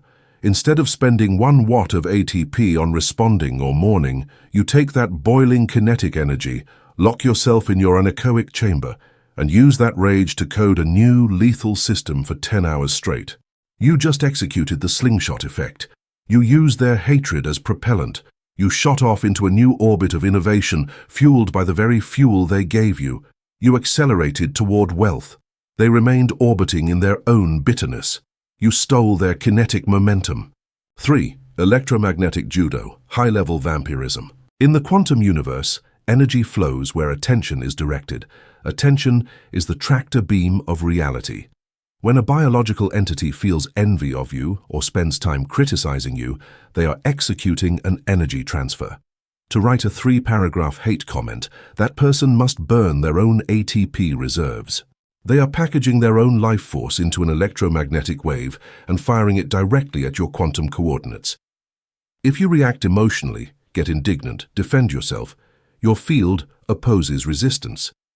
In physics, where there is resistance, there is a crash, destructive friction, and loss of energy for both parties. But if you apply electromagnetic judo, you alter the laws of combat. Judo is based on non-resistance, yielding to the opponent's push to use their mass against them. When the attack arrives, you deactivate your ego. You become transparent. You open your field and say, received. You offer no solid surface for their rage to hit. By finding no resistance, the kinetic energy they threw is not destroyed. It is absorbed by your massive core. Literally, the matrix allows you to feed on the attention of your enemies. Global elite figures know that being hated is thermodynamically superior to being ignored. Hatred is deep attention. Apathy is the only quantum death. If you have 10,000 people hating your vision, you have 10,000 biological batteries sending kinetic energy to your gravitational field every day. The slave asks to be loved. The architect of the now orchestrates deliberate polarization. He knows that social friction is the hurricane wind that will inflate his battleship's sails. 4. The thermodynamics of the hater. Black hole and dead star. What is a hater or corrosive critic from the viewpoint of astrophysics? It is a collapsed star. It is a biological entity that had potential energy, but due to cowardice and fear of friction, refused to enter the combustion chamber. They refused to pay the price of equivalent exchange. By not fissioning their atoms, their core cooled. Now it is a dead star that cannot emit its own light. Because it cannot generate heat, it suffers from thermal death. It feels the agonizing cold of mediocrity.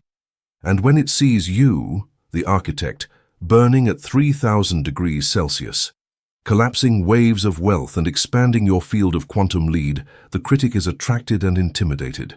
Without the courage to light their own fire, their survival instinct, envy, drives them to try to extinguish yours, so the contrast is not as painful. Their criticism has nothing to do with your work or morality. Their criticism is a thermodynamic cry for help. It is the cry of a broken engine that hates the sound of a V12 roaring. Will you stop to argue with a melted engine? Will you stop a maglev bullet train because a 200 Hz fly hit the windshield? When you understand the structural pity of those who reject you from inertia, the pain vanishes and is replaced by a clinical, cold and majestic apathy. You become a supermassive black hole. Everything that approaches your event horizon, praise or insults, is devoured, shredded at a subatomic level, and added to your gravitational density without a single photon escaping to give them a response. 5. Rejection as a density filter and scale confirmation. The volume and brutality of the rejection you experience is the only reliable gauge of the size of your quantum mass. If you spend years developing a product and no one calls you crazy, no one is offended, and no iron doors are slammed in your face, you have a catastrophic thermodynamic problem. It means you are orbiting in the safe atmosphere of the ordinary.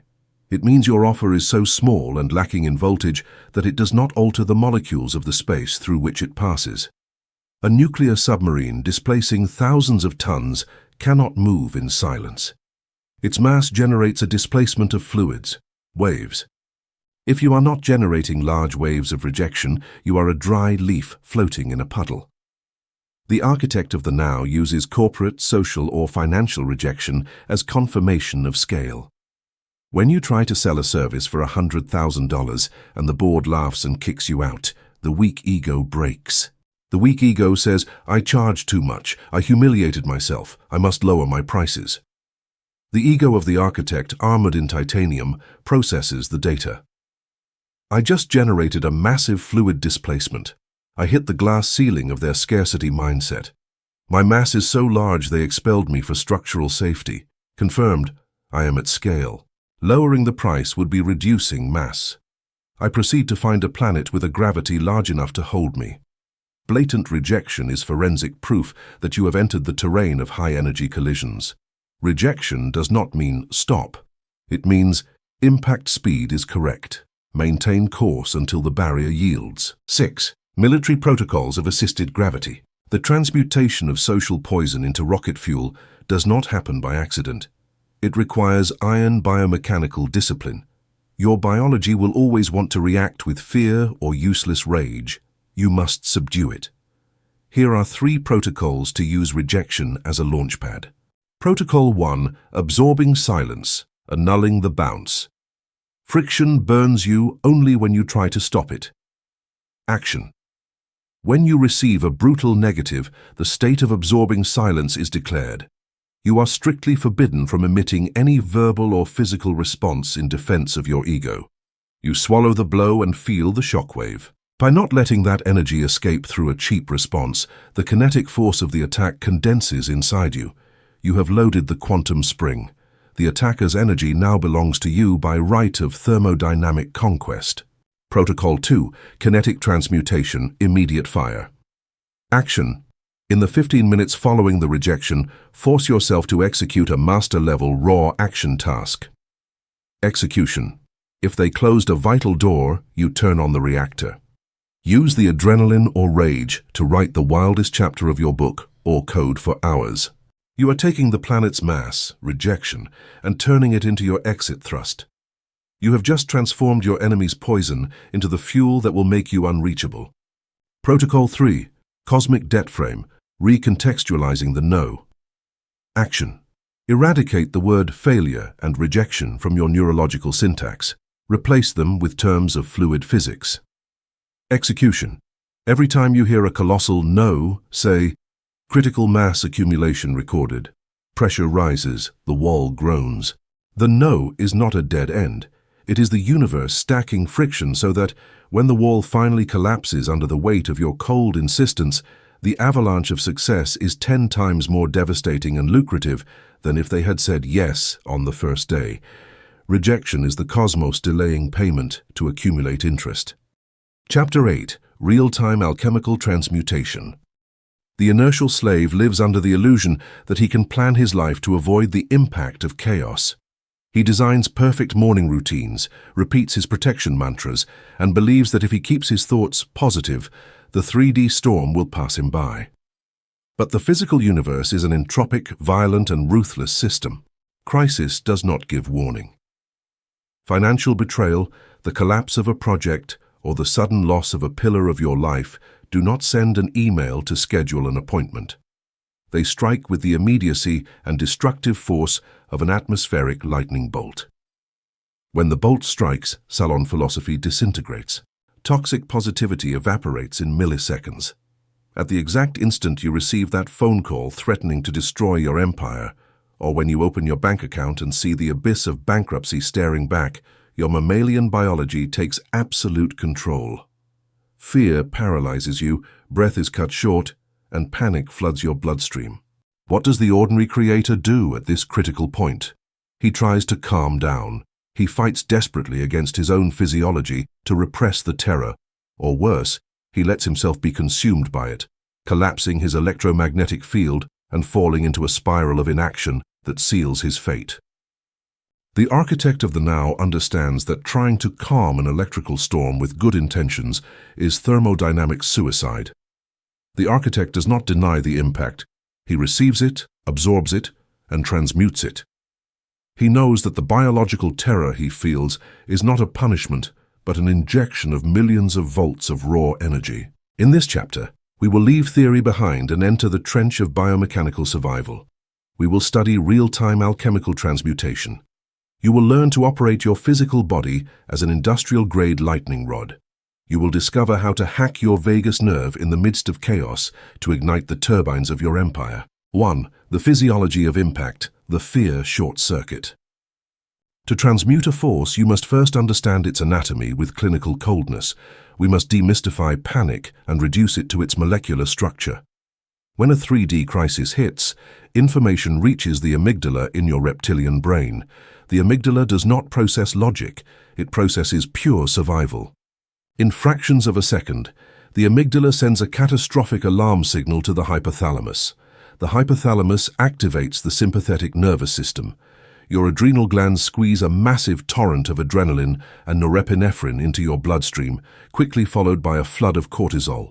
Physically, your pupils dilate, your heart rate spikes from 60 to 140 BPM, and blood is withdrawn from your digestive system and your frontal lobe. The biology considers strategy useless if you are about to be devoured. Your muscles tense, ready to fight to the death. This state is a masterpiece of evolution. However, in your modern empire, the tiger is a screen with red numbers. You cannot punch an email. You cannot run away from a bank debt. Here lies the biological tragedy of the 200 Hz creator. All that colossal kinetic energy and electromagnetic voltage stays trapped inside the carbon body. There is no physical release. If this energy is not transmuted immediately, somatic freezing occurs. Energy stagnates in the tissues. The frontal lobe shuts down completely, leaving you unable to make logical decisions. Your heart's magnetic field, which should be emitting expansive waves of quantum lead, collapses inward, emitting a frequency of absolute terror. In that state, you are paralyzed. You are an overloaded system about to blow. If you try to work from that paralysis, any action you take will be infected with the vibration of scarcity and panic, mathematically guaranteeing that you will multiply the disaster in the three-dimensional fabric. 2. The architecture of the lightning rod. Conduction versus resistance. To avoid somatic freezing, you must adopt the mechanics of a lightning rod. Observe a skyscraper in a storm. When the voltage breaks the air's resistance, the lightning descends. If the lightning hits an ordinary house, the wood and brick offer high resistance. In physics, high resistance transforms electricity into violent heat. The house bursts into flames. The system is destroyed because it tried to resist the flow of the storm. Now observe the skyscraper with a titanium and copper lightning rod. The rod does not try to repel the lightning. It does not try to think positive. It stands at the highest point, accepting the impact head-on. The rod does not hold the energy. It is connected to a thick conductor that sinks deep into the earth. When billions of joules strike the metal tip, the energy flows instantly through the cable. It travels at the speed of light, without generating friction or heating the building until it dissipates harmlessly into the earth. You are the skyscraper. The crisis is the lightning. The inertial slave is the wooden house. When financial terror hits, he offers psychological resistance. By resisting the emotion, he generates internal thermal friction. Anxiety consumes him. The lightning set his biology on fire because he refused to let it flow. The architect of the now is the lightning rod. When the worst news imaginable crosses his desk, he feels the electric lash of terror. But he immediately deactivates resistance. He relaxes his jaw. He drops the tension in his stomach. Instead of saying, "I don't want to feel this," he decrees, "I accept the high-voltage discharge." By eliminating muscular and psychological resistance, terror stops being a fire that burns the house and becomes pure current traveling through a conductor. The architect allows the raw sensation of fear to cross his nervous system from top to bottom. By anchoring to the earth through breath, the paralyzing charge is emptied. Transmutation versus repression, the thermodynamics of flow. There is a vast difference between repressing an emotion and transmuting it. Repression is the act of taking a highly volatile, pressurized gas and locking it by force in a biological container without an escape valve. Physically, you only increase internal pressure, P dollars, while keeping volume, V dollars, constant. Eventually, the laws of thermodynamics will collect their debt. The container will burst in the form of autoimmune disease, a nervous breakdown, or an explosion of rage. Alchemical transmutation, conversely, is the principle of the hydroelectric turbine. Imagine a colossal dam. Millions of tons of furious water press against the wall. If the wall simply resists, it risks fracturing. But the engineer builds the wall to channel the water. He opens gates at the base, forcing the pressurized water through turbines. The water strikes the blades, spinning them at dizzying speeds. This motion, connected to a generator, transforms chaotic force into pure electricity. When the architect of the now receives the blow of a crisis, he does not repress the water. He opens the floodgates of his own biological system and directs that torrent of adrenaline and cortisol directly toward the turbines of his empire. You feel the visceral panic of having lost a massive contract. The body trembles with excess energy. In that instant of real-time transmutation, you do not lie down to cry. You take that raw force, that survival aggressiveness flooding your veins, and apply it physically to matter. You sit at the keyboard, with eyes injected with fire and pulse throbbing, and write the recovery strategy with a ferocity no relaxation could give. You take the energy intended to make you flee and use it to attack the problem with an unstoppable centrifugal force. You have transmuted terror into predatory focus. You have converted chaotic water into structured electricity. Panic no longer paralyzes you. Panic now finances you. 4. The vagus nerve, the Titan's command switch. Transmutation is not a romantic mental attitude. It is a biomechanical hack to your carbon body's hardware. The main switch is the 10th cranial nerve, known as the vagus nerve. It is the most important fiber optic cable of the parasympathetic system. It starts at the brainstem, wraps the heart, and branches through the gut. When the impact hits and the sympathetic system fires terror, the brain is sending chaos signals to the body. But human physiology has a security flaw. 80% of vagus nerve information traffic is ascending, body to brain, and only 20% is descending, brain to body. This means you cannot convince your brain to calm down just by thinking.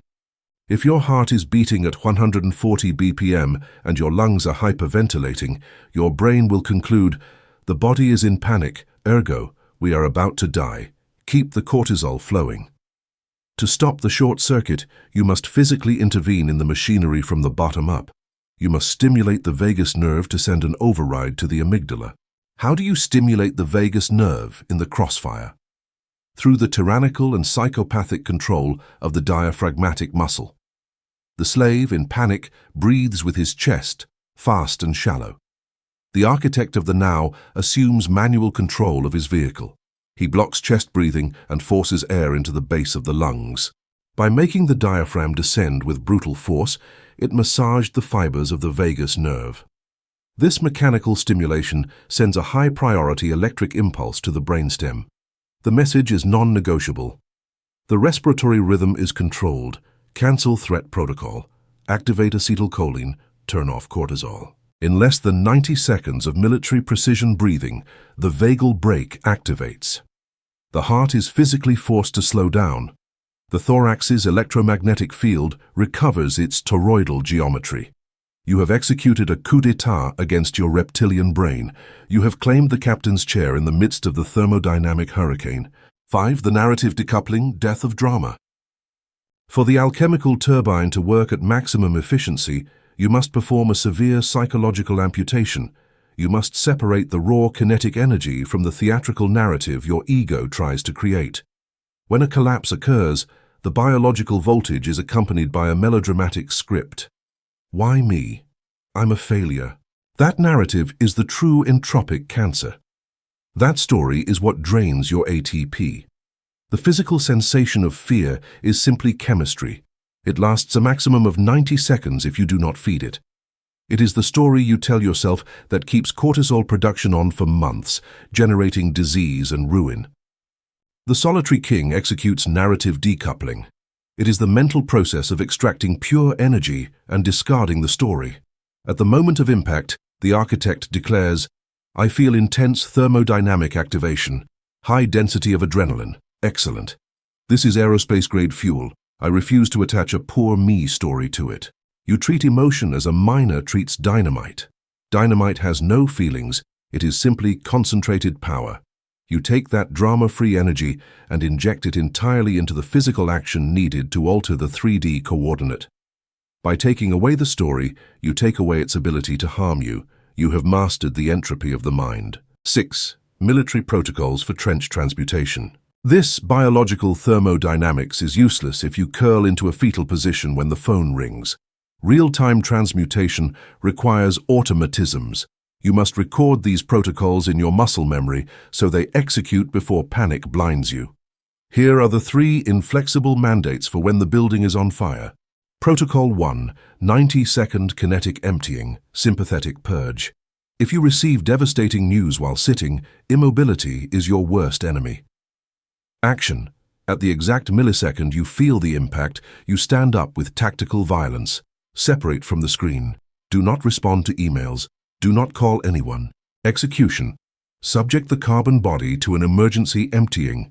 Execute push-ups, explosive squats, or jumps at maximum intensity until total muscle failure. Force your lungs to gasp. Demand that your muscles burn every drop of that toxic adrenaline. When you collapse from exhaustion, the red mist of panic will have vanished. Protocol 2, the vagal brake, the diaphragmatic override. Once you have purged the initial explosion, you must regain command of the central nervous system. Action. From the floor or your chair, adopt a Spartan posture. Back straight as a block of steel, chest open to give geometric space to the heart. Execution. Apply box breathing with a tyrannical focus on the diaphragm. Inhale for 5 seconds, pushing the abdomen out. Hold for 5 seconds, feeling the pressure. Exhale for 5 seconds. Hold the vacuum for 5 seconds. Repeat 5 times, without blinking. You are forcing the cellular matrix to obey your intellect. Your heart rate falls. Protocol 3, immediate response collapse, work as catharsis. You cannot let the engine idle after starting and purging it. Residual energy must be directed toward construction. Action. After activating the vagal brake, return to the battlefield. Execute a brutal and immediate action related to your empire. Execution. Attack the core of your work. If the market rejected your offer, write 1,000 words of absolute domination content. If a partner cheated you, design the structure of a system that automates your independence. You are teaching the matrix that throwing thermodynamic bombs at you only accelerates your empire's completion. Chapter 9. Antifragility, Beyond Resilience. The traditional self-help industry, designed by and for 200 Hz minds, has glorified a fundamentally flawed, passive, and thermodynamically inefficient concept: resilience. They have taught you that the greatest human achievement in the face of adversity is to endure the blow, to weather the storm with clenched teeth. They sell you the image of the reed that bends with the wind but does not break. But let us analyze this with the relentless coldness of materials engineering and complex systems physics. What exactly do you gain by being resilient? When the reed bends and returns to its original position, it has gained no mass or molecular density. It has simply survived. It has spent kinetic energy on bending and obtained absolutely no return on investment, ROI, for having endured that stress. Resilience is the consolation prize of the mediocre. It is the survival mechanism of prey, not the dominant strategy of the apex predators of the quantum peak. The architect of the now, the biological entity operating at 600 Hz from his anechoic chamber, despises mere survival. The architect understands that living in the 3D matrix means being subjected to the second law of thermodynamics, delta S G E0 which dictates that the universe tends inexorably toward entropy and chaos. If your only strategy against chaos is to resist until it passes, eventually material fatigue will destroy you. A system that only resists is a system whose days are numbered. To govern the quantum hologram, you must take the most violent evolutionary leap in biology. You must move from resilience to antifragility. In this chapter, we are going to destroy your instinct for preservation and rewrite the source code of your response to stress. You will learn to design your psychology, your economy, and your electromagnetic empire so that they not only endure volatility, chaos, and attacks, but feed on them. Chaos will become your most profitable employee. 1.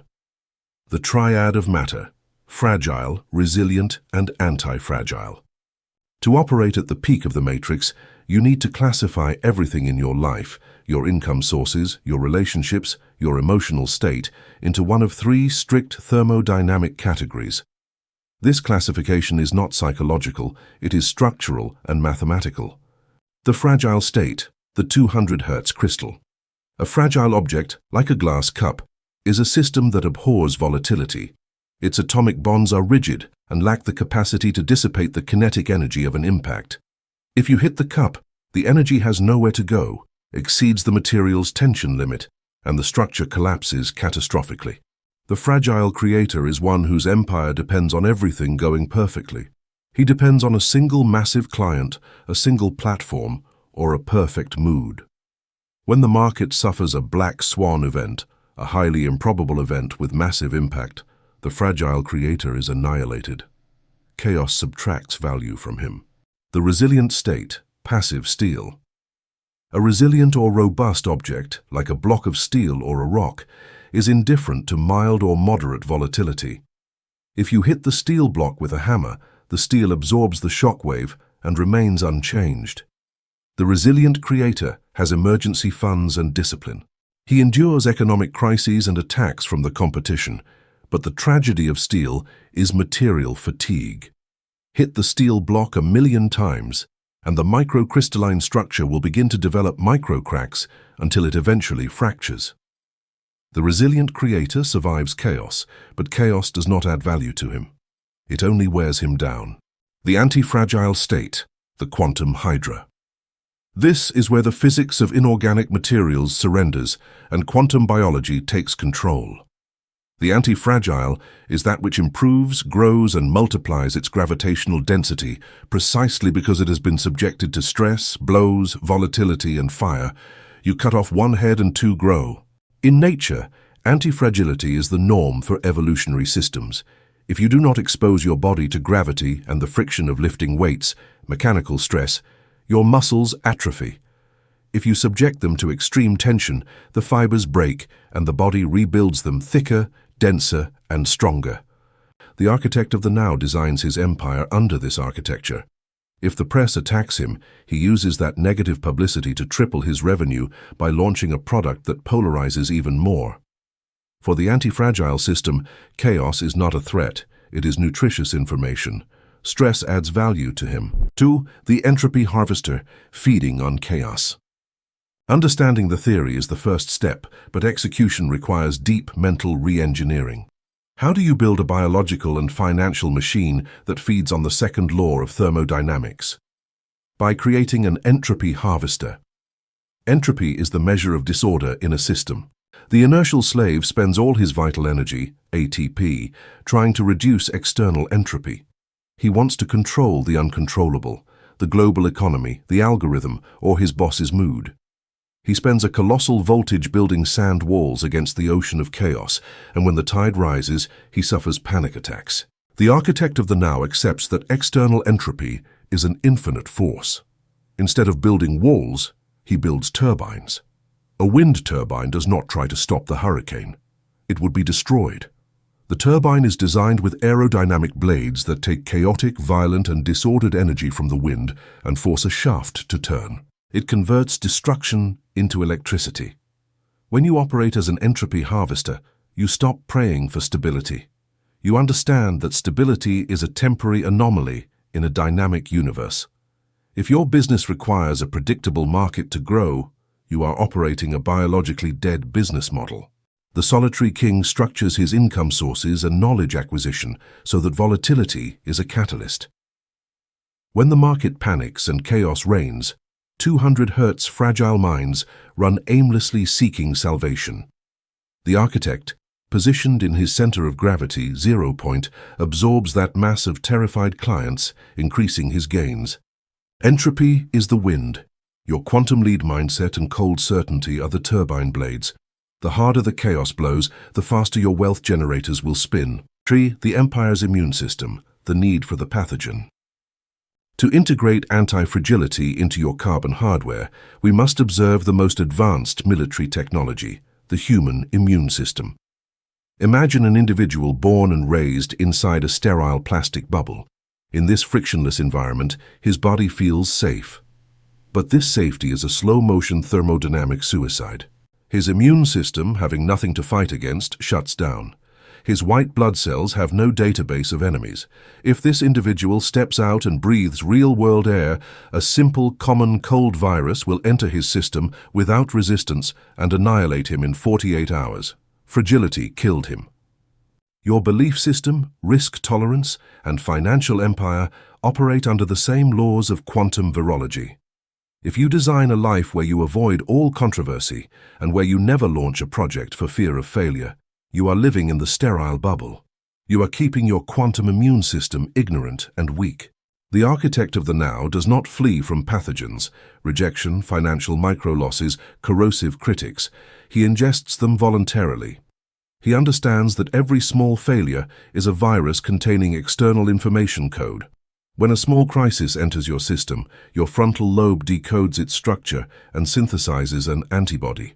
Your quantum database is updated. You have assimilated the enemy's intelligence. Because you allowed yourself to fail fast, small, and repeatedly, micro-infections. When the lethal virus, the massive economic recession, strikes your industry, your empire won't even sneeze. You have used stress to hypertrophy your financial immunity. 4. The barbell strategy applied to quantum collapse. Anti-fragility requires an extremely counterintuitive resource allocation architecture, the barbell strategy. A barbell with weights at the ends and nothing in the middle. Inertial society teaches you to operate in the mediocre middle. They tell you to take moderate calculated risks. The problem with this middle is that you are exposed to black swans without having absolute protection, while simultaneously limiting your potential for massive asymmetric gains because you are too conservative. You are an easy target. The architect of the now despises middle risk. His life has the shape of a quantum barbell. The hyper-preservation extreme, 90% of the mass. 90% of the architect's time and energy are armored in absolute security. He ensures impeccable cellular health, 0 point isolation time, and financial reserves in unbreakable assets. In this extreme, risk is 0. It is the gravitational anchor that ensures no storm can ruin him. The hyper-aggressiveness extreme, 10% of the mass. The other 10% is invested in ballistic, wild, high-volatility assaults. These are the quantum leaps. He contacts a billionaire mentor who might ignore him or launches a radical idea that could set his reputation on fire. In this extreme, he accepts total chaos. He is willing to lose that 10% completely. But here lies the universe's mathematical trap. While the loss in that aggressive 10% is limited, the potential gain is infinite. If that quantum leap collapses the wave, the return is not 10%, it is 10,000%. You eliminate the fragility of the middle and become a collector of miracles. I've overcompensation and Wolff's law, the bone that becomes steel. To assimilate anti-fragility at the cellular level, we must look to osteology. Wolff's law states that the bones of a healthy animal will remodel themselves autonomously in response to mechanical loads. If an athlete repeatedly subjects bones to massive micro-impacts, the bone suffers internal micro-fractures. But the biological body, operating under the imperative of survival, does not just repair the bone to its previous state. That would be simple resilience. Osteoblasts migrate to the stress zone and deposit new layers of minerals with greater density. The bone overcompensates. It becomes substantially thicker and more resistant.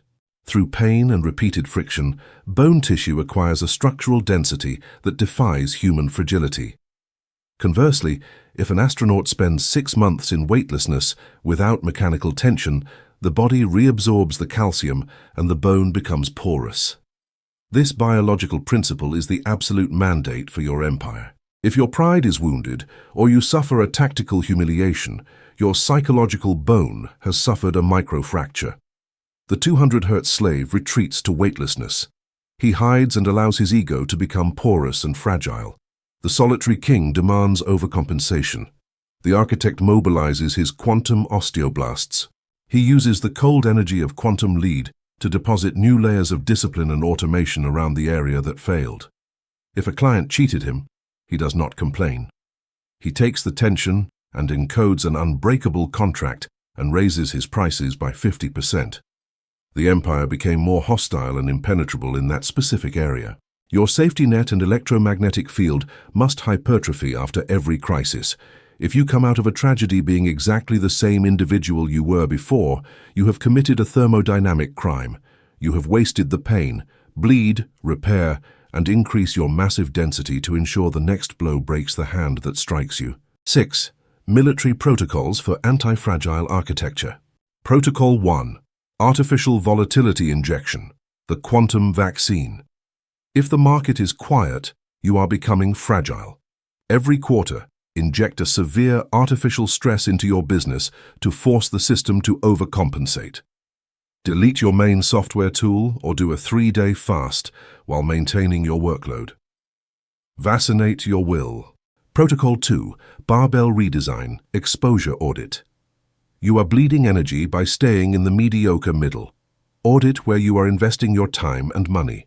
Eliminate all medium-risk actions that only promise lukewarm rewards. Blind your fundamentals with 90% of your time and use the remaining 10% to launch yourself into the abyss. Protocol 3. Post-traumatic hypertrophy, the rule of compound interest of pain.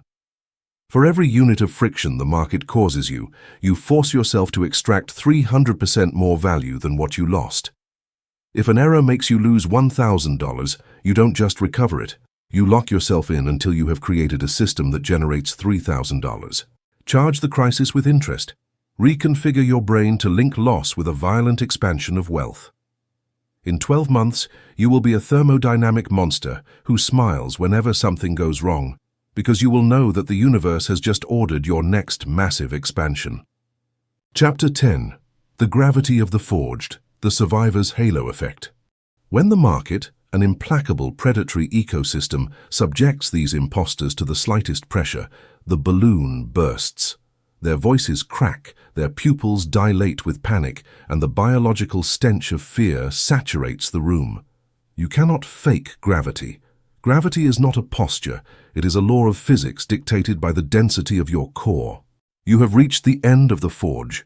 You have traversed the static friction of beginnings, assimilated the hormesis of poison, endured the anvil of absolute solitude, and transmuted alchemical rage in real time. You did not die in the fire. You did not surrender to the suffocation of isolation. What is the mathematical result of this brutal survival? A literal transmutation in your electromagnetic signature. You have become an object of astronomical density. In this final chapter, we will study the physics of passive domination. We will dissect the survivor's halo effect. You will learn how assimilated suffering, mastered crisis, and overcome friction have crystallized in your cells, granting you a gravitational weight so crushing that you will no longer have to pursue anything. You will discover how to curve the space-time of your industry so that elite clients and massive power flow toward you by inertia. The solitary king does not hunt. The solitary king simply occupies his space, and the entire ecosystem reorganizes its geometry to orbit around him. 1. The physics of presence, the curvature of social space-time. To understand your new operating state, we must abandon Newtonian mechanics and enter the thermal majesty of general relativity. In classical physics, gravity was thought to be an invisible string. Einstein destroyed this illusion. He showed that the universe is a three-dimensional fabric, space-time. Imagine a perfectly taut trampoline. If you place a feather on it, the fabric does not flinch. The feather has no mass. If you place a 100-kilogram steel ball in the center, the ball sinks the fabric, creating a deep well. If you throw smaller marbles onto the trampoline, they will simply fall toward the center due to the slope. That is the mathematical difference between the slave who pursues and the architect who attracts. The creator who has not been forged by pain, who has never faced massive rejection, and who lives in the bubble of comfort, is the feather. He can scream or do aggressive marketing, but he does not sink the fabric of the market. He has no mass. The money and attention of the elite pass him by because his quantum coordinate is flat. The architect of the now, who has survived the combustion of his own ego and accumulated the quantum lead of frozen certainty, is the steel ball. The density of your character has been forged by not yielding to the fire. Every time you received a lethal blow and did not crumble, you accumulated mass. Every night of hypofrontality in the anechoic chamber increased your atomic weight. When you walk into a boardroom, you do not need to raise your voice. You do not need to sell your authority. Your mere presence sinks the social fabric around you. You are curving reality. Individuals of lesser mass, clients, competitors, investors, feel an inexplicable gravitational pull toward you. They feel compelled to follow you and give you their resources, not because of cheap sales tactics, but because physics dictates that the lesser mass must always succumb and orbit the greater mass. Effort is dead, gravity does the work. 2. The electromagnetic halo effect, telemetry of the forged heart. The halo effect, in traditional psychology, is a cognitive bias. But psychology is the science of symptoms. We operate in the engineering of causes. The true halo effect is a phenomenon of electromagnetic neurocardiology. Your heart is the most powerful electromagnetic oscillator of your carbon vehicle.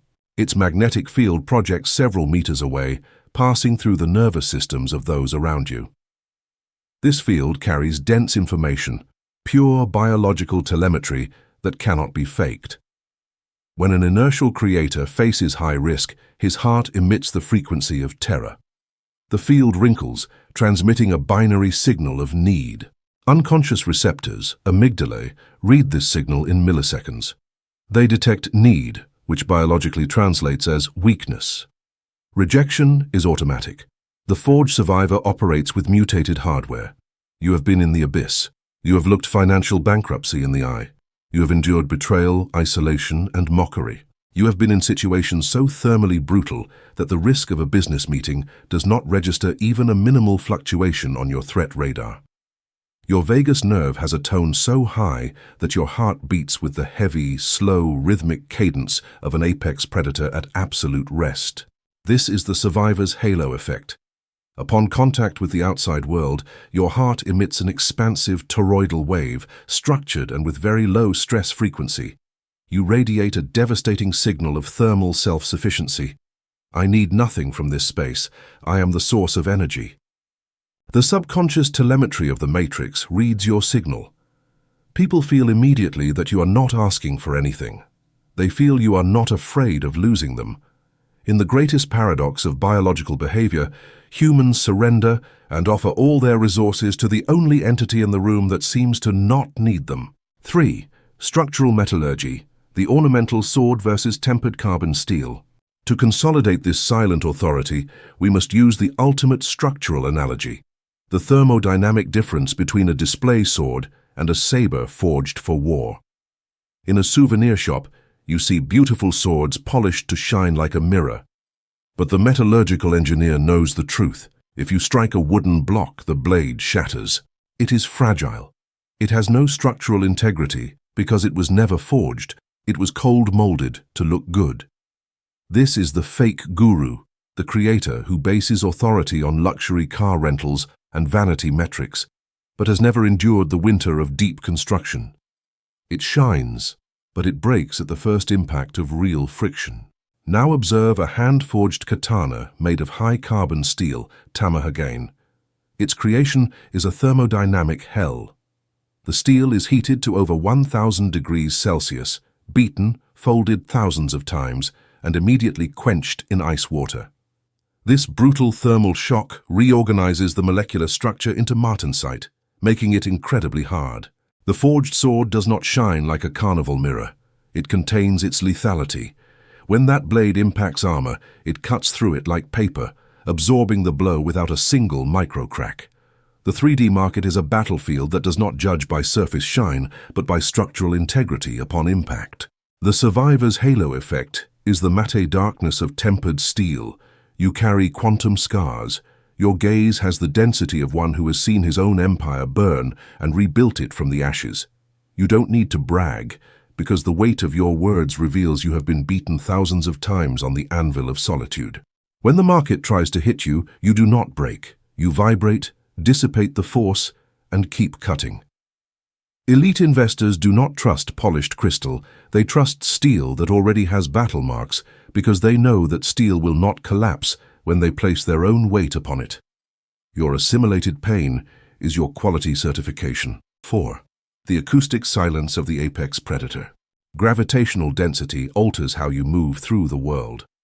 The forged creator assumes the biological characteristics of the apex predator. Study the savanna.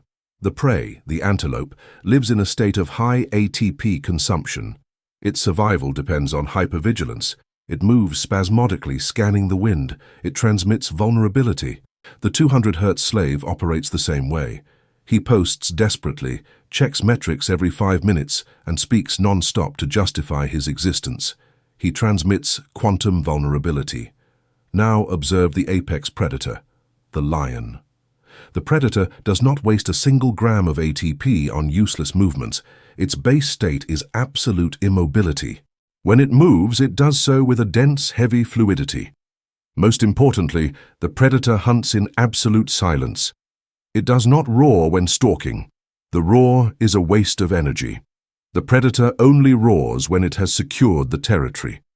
The architect of the now has eliminated all erratic movement from his operating system. When you occupy your place in the industry, you do not argue with minor competitors. You do not defend yourself against acoustic criticism on social media. Your silence is not an absence of response. Your silence is a wall of crushing atmospheric pressure. By refusing to participate in white noise, you conserve your voltage. You only open your mouth to emit direct commands and high-density value. You have developed the arrogance of stillness, and that stillness terrifies and subjugates nervous systems that are accustomed to chaos. 5. The end of separation. You are the operating system. The final step in the crystallization of the halo effect is the total abandonment of the idea that you are a human struggling against the universe. While you keep thinking, "I am using quantum physics to manifest money," you are still operating in separation. You see the empire as something foreign that you must attract. Absolute gravity arrives when your frontal lobe synthesizes the final truth. You are not in the universe. The universe is in you. You are a focused condenser of the unified field.